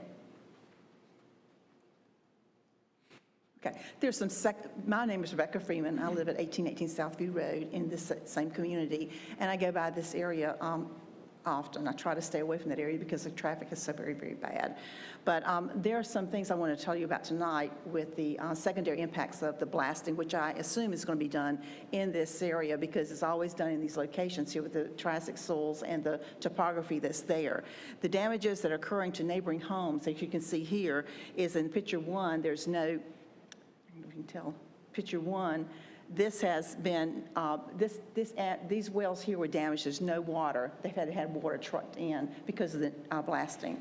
This is a picture of a filter, a water filter after the blasting, and it was completely, it was supposed to be white. The sediment coming into the house is just completely horrible. The children there are complaining of skin itching and rashes because they bathed in this before they realized what was going on. This right here is the commode tank, and you see all this sediment settled in the commode tank. So there's that blasting issue with that. There's also the blasting issue or the stormwater flooding on neighboring properties. This is an example on Colder Road. It's between Sharon Road and Mineral Springs. And this has a lot of stormwater coming. Here's another site over here. It's actually in Raleigh, but this one right here is there's lots of development going on there now, but this is supposed to be stormwater after the construction is already done. So he's going to be slammed. So this is an area thing that we're having come into our area here with this blasting. Home damage, the walls are cracking, the ceilings are cracking, the foundations are cracking. And then the blasting permits, the final thing I want to mention is that there is still a conflict in here whether what has to be done, even if there are pre-assessments done to show what the walls look like before the blasting. There is this information is not being given to homeowners. Thank you. And Thank you, Rebecca. nothing to go with. They're actually 2 minutes are up. May be dropped from their insurance companies if they even try to claim. So there have been no claims approved. Thank you.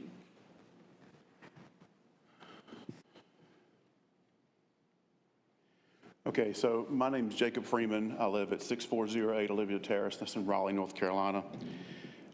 So I want to expand a little bit on what Pam has talked about with the environmental destruction that's happening.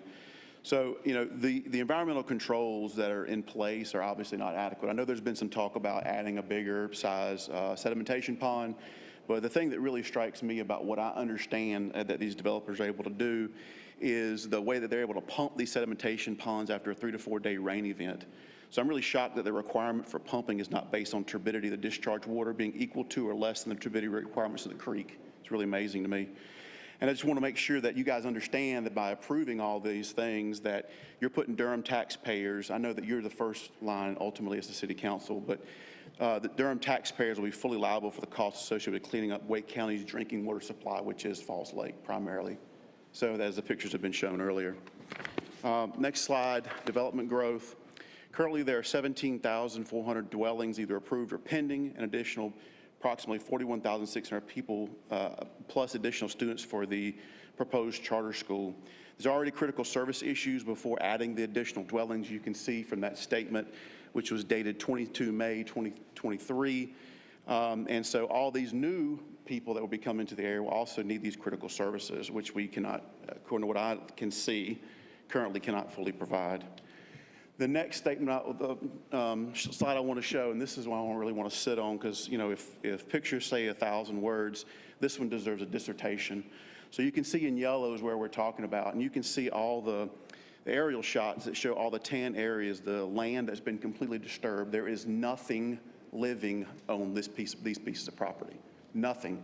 And you can see they line up exactly and fall right, in these critical watershed areas. Okay, so, I mean, I don't know what else to say of this. This is just amazing how much land's under development currently.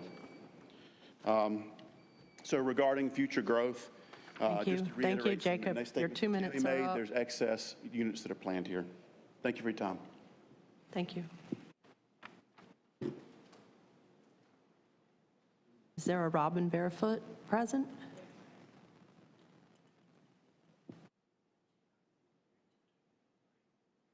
Thank you so much, Chair, Vice Chair Shigaris, and members of the Planning Commission. My name's Robin Barefoot. I live in North Durham, actually, 6726 Johnson Mill Road. And I'm here speaking on behalf of this project because I often align myself with Preserve Rural Durham, although I'm not a member of their organization. But I actually can make comments that I think are relevant to all the development that's going on, whether it's proposed for North Durham or whether it's in other parts of the county.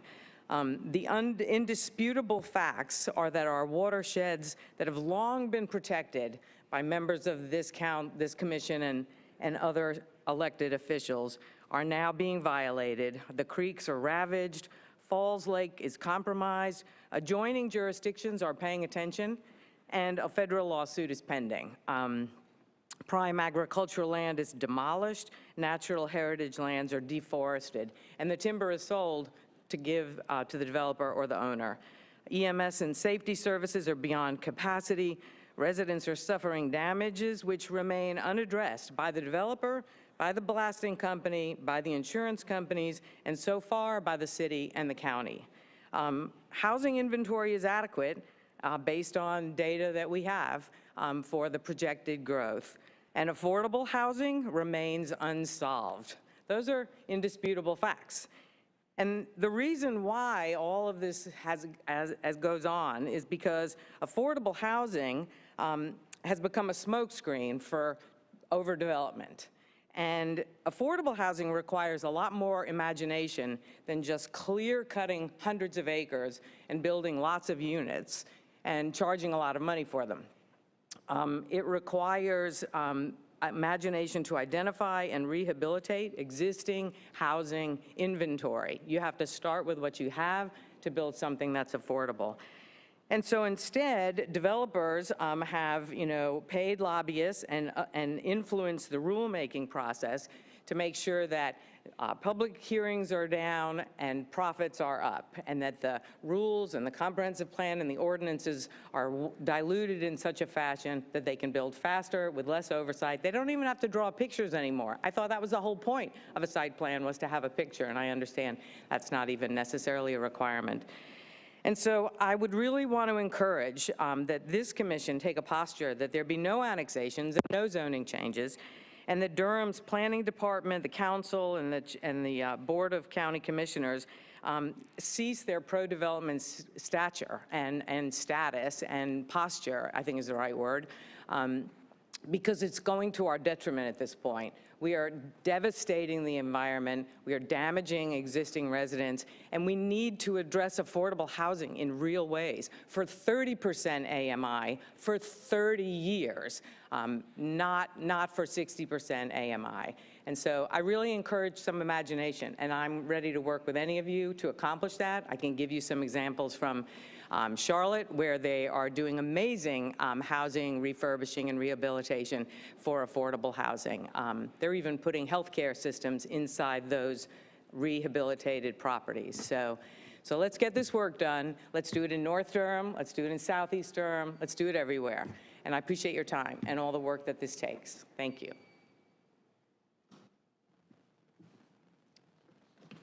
Thank you. Is there any community members on Zoom? If there are, please click the raise your hand button.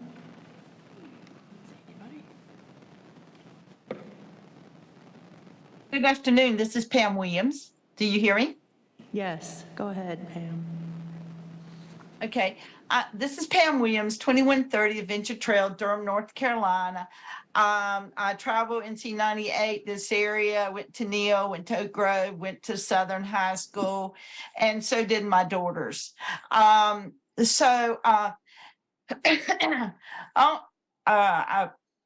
let's see.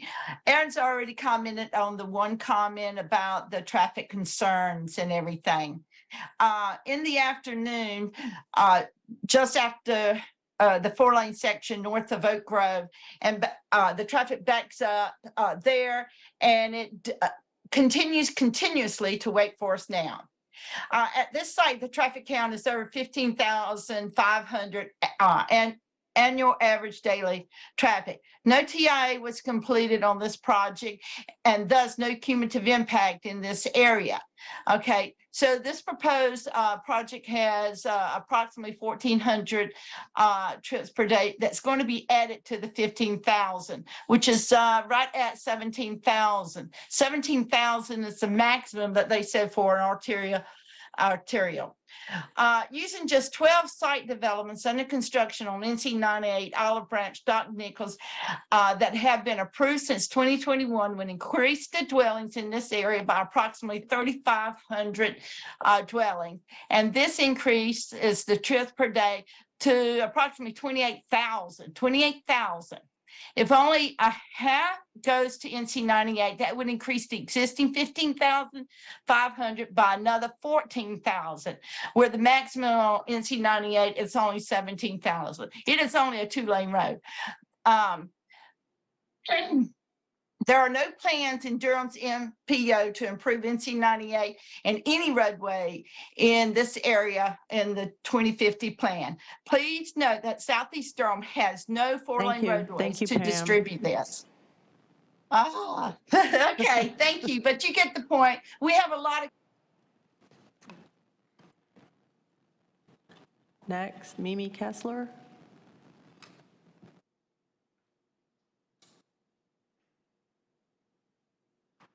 Hello, are you able to hear me? Yes. Okay. As it happens, I went out, I live in Durham. My address is on record. As it happens, I went out to this area today, and I have been listening to primarily these women who come and say the same thing every time one of these things comes up. And I was absolutely stunned today by what I saw out there. It is horrible. And I really think that you all should, and every city council person and every county commissioner needs to go out there. It's one thing to see the aerial photograph that the fellow from Raleigh showed. It's a whole other thing to stand at the precipice of where that drop off is. That's 26 yards from the driveway. It is not a far space. I really think that we need to halt all development in this area. I also want to know whether there are people from the county or the city who inspect related to grading. And I also want to know at what point in the development process do they determine that there has to be blasting? I think that needs to be much earlier in the process so that everybody knows what's going to go on, because wells collapsing, and there's one woman whose septic system was overrun, and she didn't have the money to fix it, and that house has been sold, and it was not disclosed to the person who bought it. And there should be some kind of recourse. Your 2 minutes are up. Judson Edinburgh?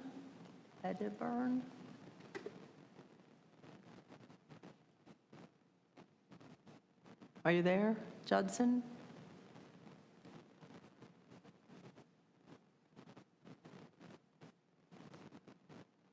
No.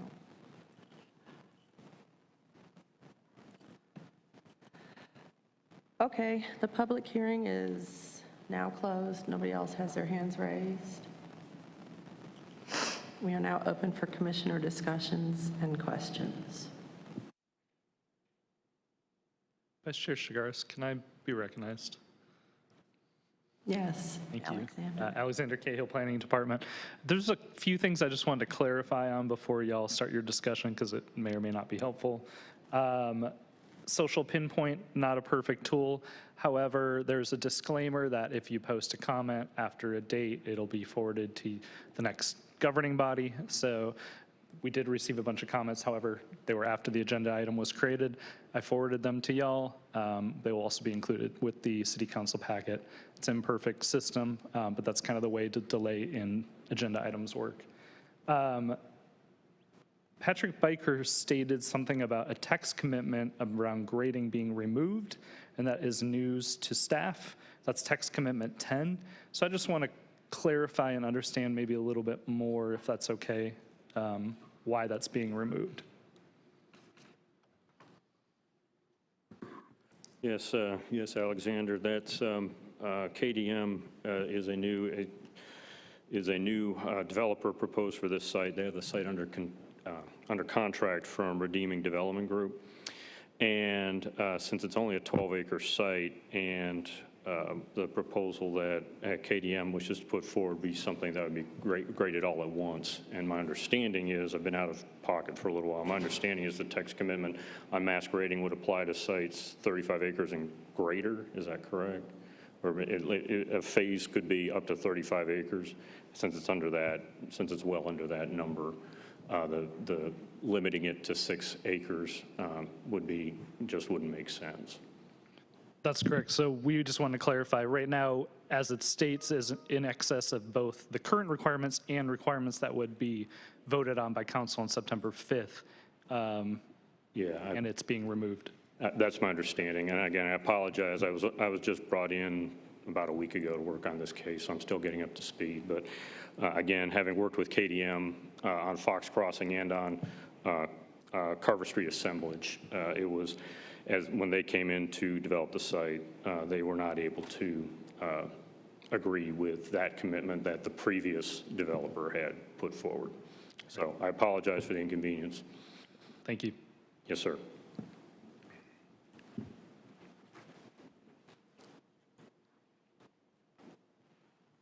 Any commissioner comments? Commissioner Morgan. Thank you, Vice Chair. This is kind of a tough situation here because this area has been kind of recklessly developed. And I mean, making my comments kind of pointed in that way. And it's not the fault of the applicant, so to speak, but I do kind of look at what's going on. I live in this area. I live in Carolina Arbors, and I do represent the Oak Grove Township area, and so I've seen what has changed. When you do drive along the different roads, we're not doing any improvements to it. We're adding more people. Commercial is really close to going to Briar Creek or maybe to some of the shopping area, but what's happening is this area is being definitely overwhelmed. People are selling out. They're selling their land, and then the land is being clear-cut. My concern is I've seen the changes. I live in the area for the last 6 years. I'm not saying development's not helpful, but I do think there's other areas within our city that we should start to focus on and not necessarily use this area. I know some of my neighbors have said, oh, let's do a moratorium, and I know that's a negative word to city council. But I do think there needs to be something slowed down and something needs to be planned because there's some bad actors, not necessarily bad developers. They've just been doing some bad actors that have actually been building by right and blasting and causing a lot of the sediment that has been reported. So I guess my concern is just this is a tough area. I certainly support development, and I certainly support improvement, but this area is changing, and it's changing way too fast. So that's just my comment. Thank you. Anybody else? Any other commissioner comments? Commissioner Cease? Thank you. This is a case that introduces concerns that we've heard expressed and that we see expressed on a daily basis with regards to, kind of the general growth in this whole area.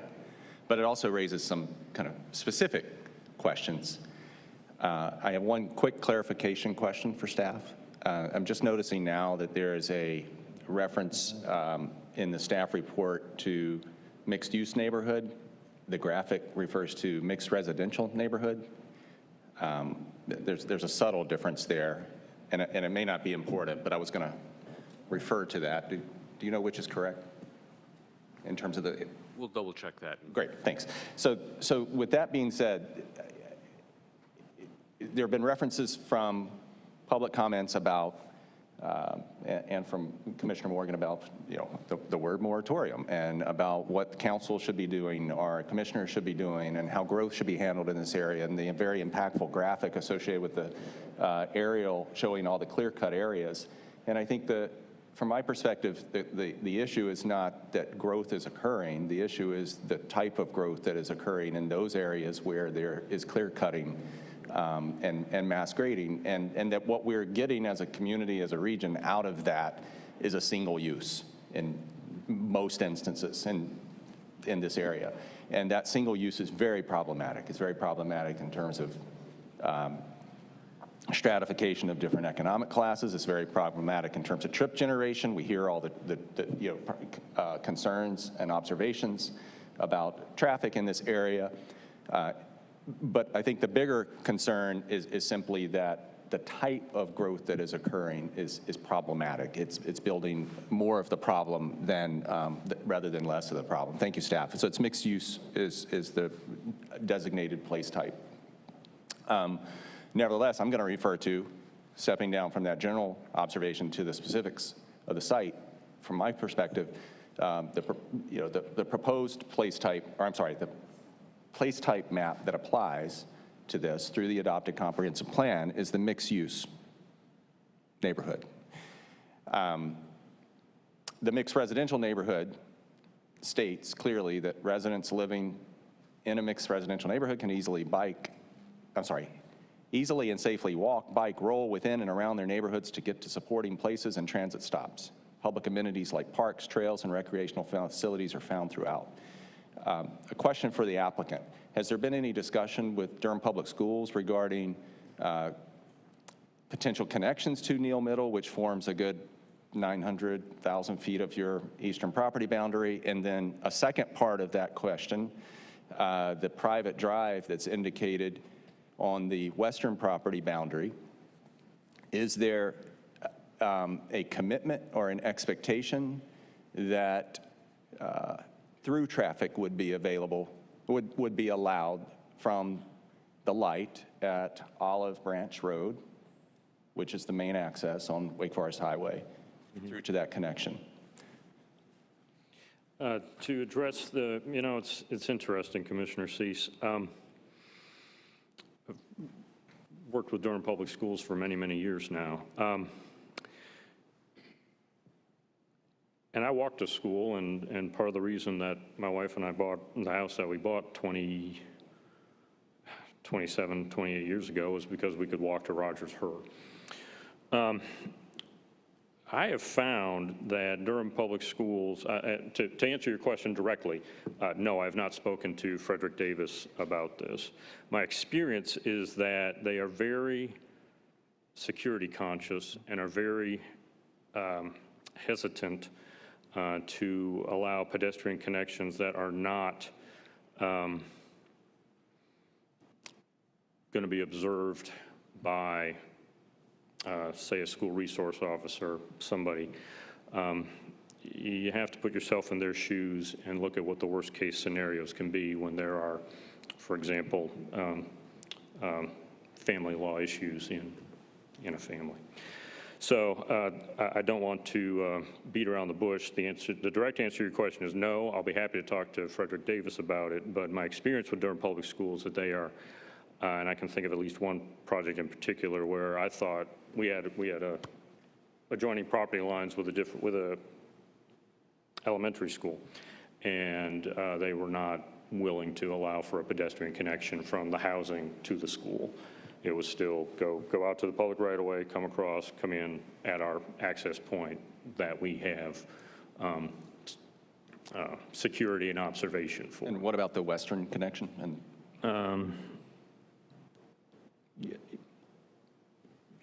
oh, sorry. is access through the site all intended to be private?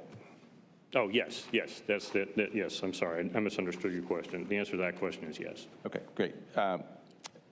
That's my questions on those 2 points then. And I recognize the site is only, I say only, 12 acres, but it's part of a much larger area designated as a mixed use.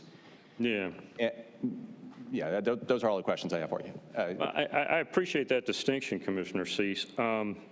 Yeah, I thought it was the other one, the mixed residential, where you're looking at different types of residential uses within a development. So I thought it said that on another page in the staff report. Well, and I think that's something you could, I guess, wrap your head around and clarify for a commission, but the point I want to make applies to both of them. So if it's okay, I'd like to continue with my comments. Please. And I'm not necessarily looking for a response from you. Oh, okay, I'm sorry.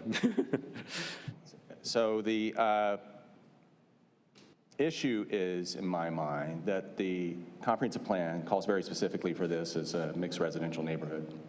Or, I'm sorry, mixed use. I'm referring to the graphic that is labeled as mixed residential, so I'm caught in this loop as well. Conceptually, though, the premise behind both of those areas is that these are areas that are highly suitable and designed with intentionality around access that isn't dependent solely upon the vehicle. We have a school to the eastern side of the site.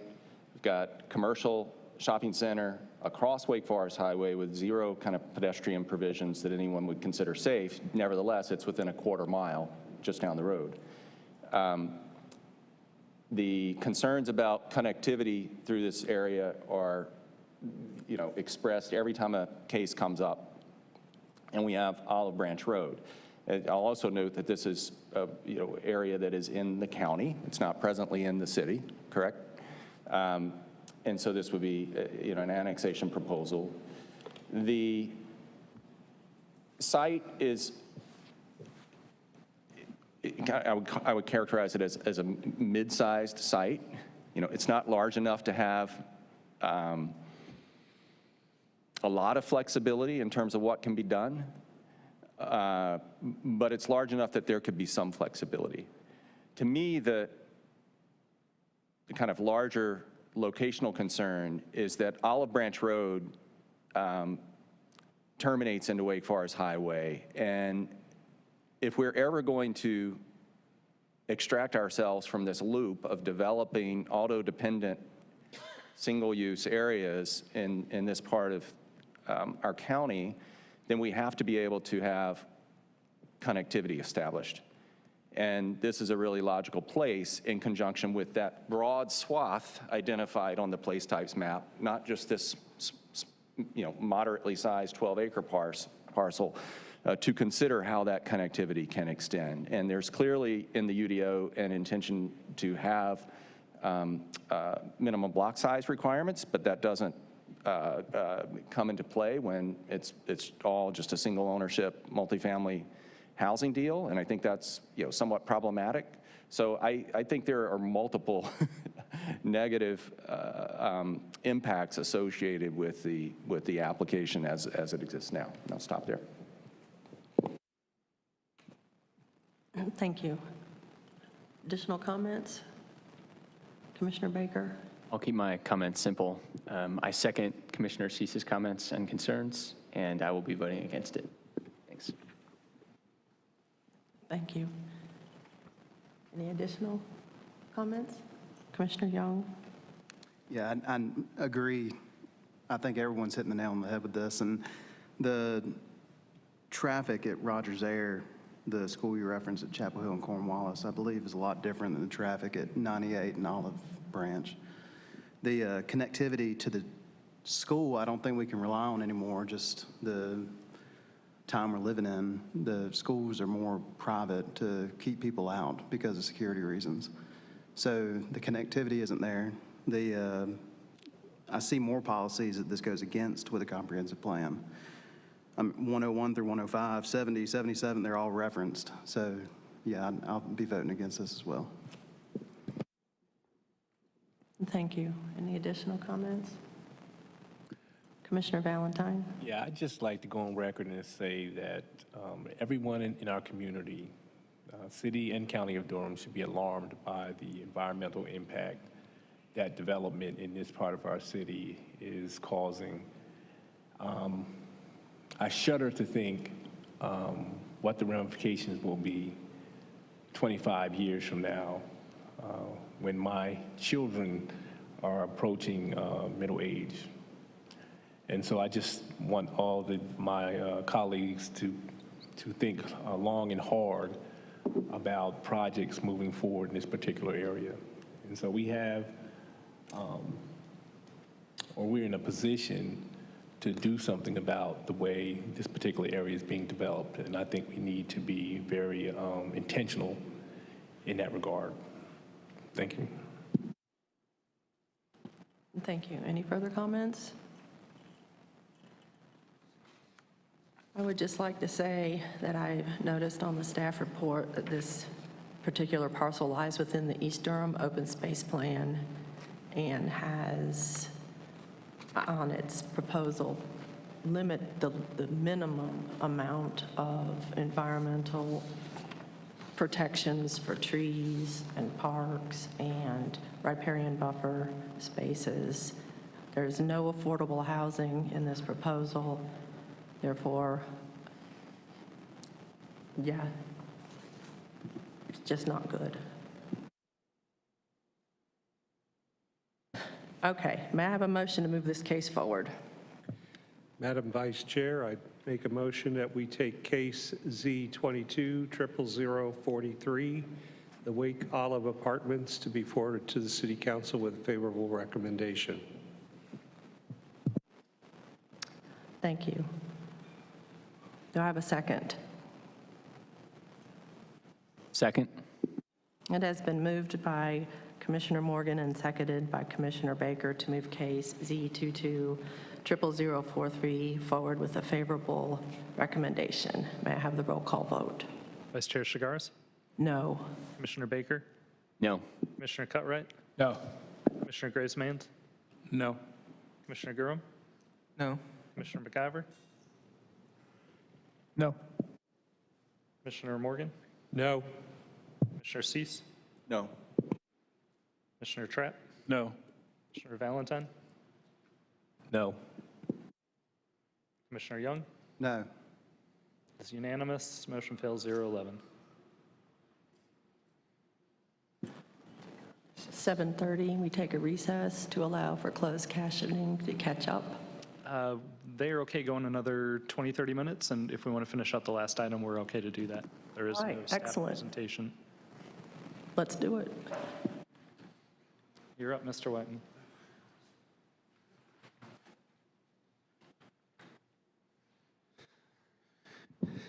Good evening. I'm Scott Whiteman with the Planning Department. Again? Oh, should I wait for the chair to get back?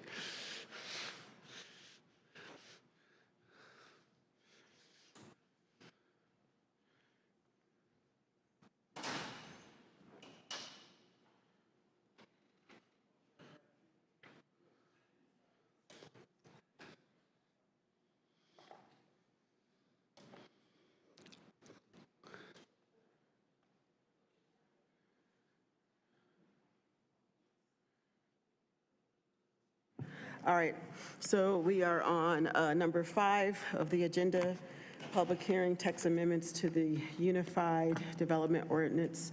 We have case TC 23-02,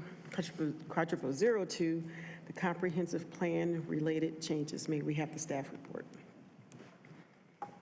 Yes. Again, this is Scott Whiteman with the Planning Department. Case TC 23-2 is a relatively minor text amendment to align the ordinance with the procedures and nomenclature in the new draft comprehensive plan so that the UDO and the comprehensive plan will align after the comprehensive plan is hopefully adopted later this year.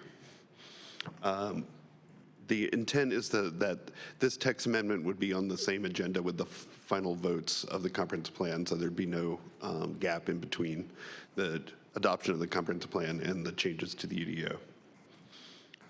UDO. In general, what this text amendment does is change references to the name future land use map to place type map.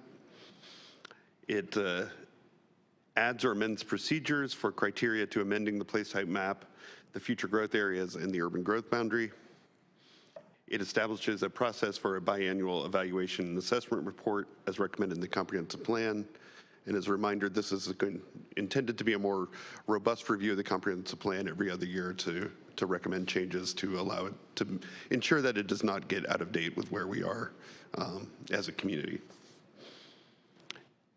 It would remove the requirement for which zoning district can be applied in which development tier to provide more flexibility for applicants to select zoning districts that can implement the new place type map. And it specifies the applicability of the downtown design district only in the downtown tier, since that is the one place where we have zoning that aligns with both the previous and proposed comprehensive plan. One note on the development tiers, as you all may recall, the new comprehensive plan does not carry forward the system of development tiers that were in the 2005 comprehensive plan, with the exception of the urban growth boundary, which effectively replaces the old suburban tier, rural tier boundary, which served the same purpose. That being said, so much of our UDO regulations are tied to the development tiers that the development tier map will need to stay in place as an interim measure, even after the new comprehensive plan is adopted, until the new UDO is adopted. So when we can align the UDO with the new comprehensive plan rather than the old one. This text amendment has been available on the social pinpoint site for comment and has been presented to the Joint City County Planning Committee. With that, I'd be happy to answer any questions. Thank you.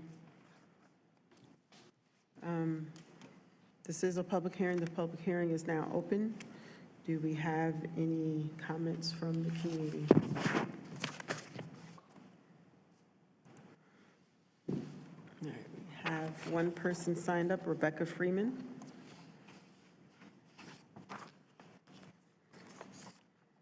Yes, Rebecca Freeman, 1818 Southview Road. Thank you for listening to my comments. And when I read this, I wasn't quite sure what to make of it because it seems like that is circumventing a lot of things that have been existing in the past. I know one of the things that we have a concern about in the rural area, and we've brought it up time and time again, is that the distance that the notification for neighborhood be more than 600 feet. In rural areas, that doesn't cover much area in terms of housing and that kind of thing. We've asked that for time and time again. We have made the concerted effort through Preserve Rural Durham to make sure that many people know about what's happening, and Pam's sending out something weekly when we get the notices from the city, but a lot of people don't know what's going on. And so our lives don't revolve around the text amendments and all these things that are going on. So a lot of people are uninformed. And so I'd like that to be taken a look at again. And also in under 3.2.5, it looks like there are a lot of things are going to be changed maybe. I don't know. The site plan is going to be mailed and not posted or published. The UDO or comprehensive text amendments, they're not going to be mailed or posted, just published. I'm not sure exactly how that changes the transparency of us in the community being able to find out about this. I actually just stumbled on this today, and so I'm not quite prepared to fully go into it. I've just read some about it, but even annexation is going to be just published and not mailed or posted. And so things are going to happen and change without people in the community knowing about it. The other thing is that under the urban growth boundary and future growth area, that seems to be a little bit sliding things through. It makes it streamlined a lot for planners but what about the community? Are we being informed about these changes? And I think that that's what's happening in our area, and we're trying to inform people about what's going on and how to get involved. It's just a huge learning curve to even get involved. So I'd like for you to really take a look at some of these things in terms of the concept of informing people in the community and keeping us informed about what's going on. Our lives don't revolve around Social Pinpoint. I mean, I don't go in there and look at Social Pinpoint to see what's there. And so it would be really great if we had a mechanism. We don't get water bills out there. We don't get, you know, and I know that during the Southeast Focus Study area, they had a difficult time, as was documented, in getting people out there involved because they didn't have a mechanism to do that because there's no communication regular, like water bills and that kind of thing. So there were people from 27703 that was in 03 that was in the Southeast Study, Focus Study, but I'm not sure there was any in the city out. Thank you. Your time Just is those up. concerns. Thank you very much for hearing my concerns. Is there anyone else you want to address? Yeah, can I clarify? So in the proposed text amendment, only things that are underlined or crossed through are changing. So most of the none of the notification procedures are changing.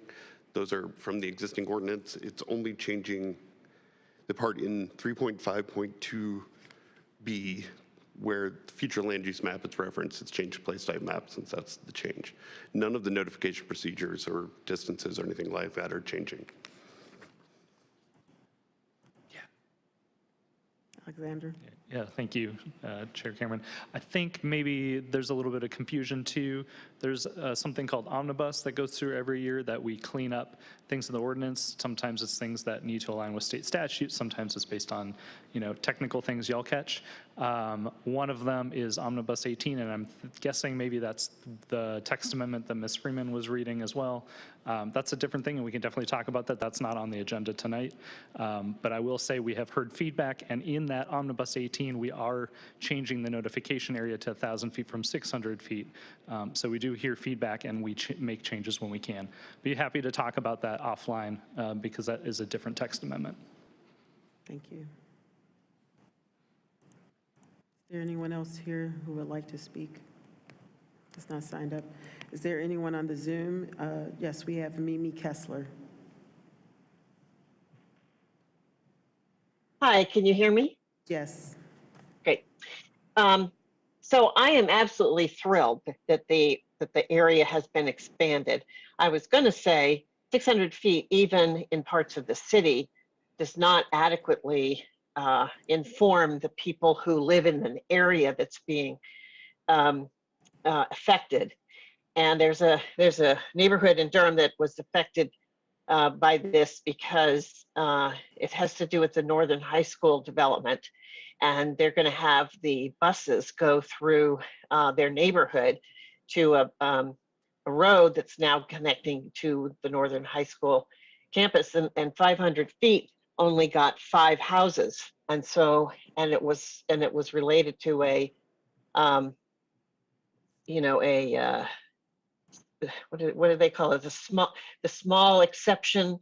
I forget what the word is, but in any case, I'm absolutely thrilled to hear that it's at least 1,000 feet. I think it should probably be twice that, but I'm very happy to see that there's progress. Thank you. Thank you. Is there anyone else on the Zoom?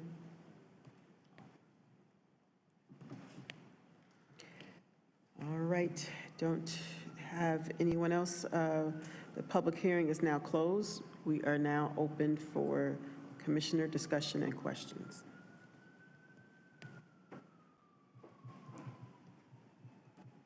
None.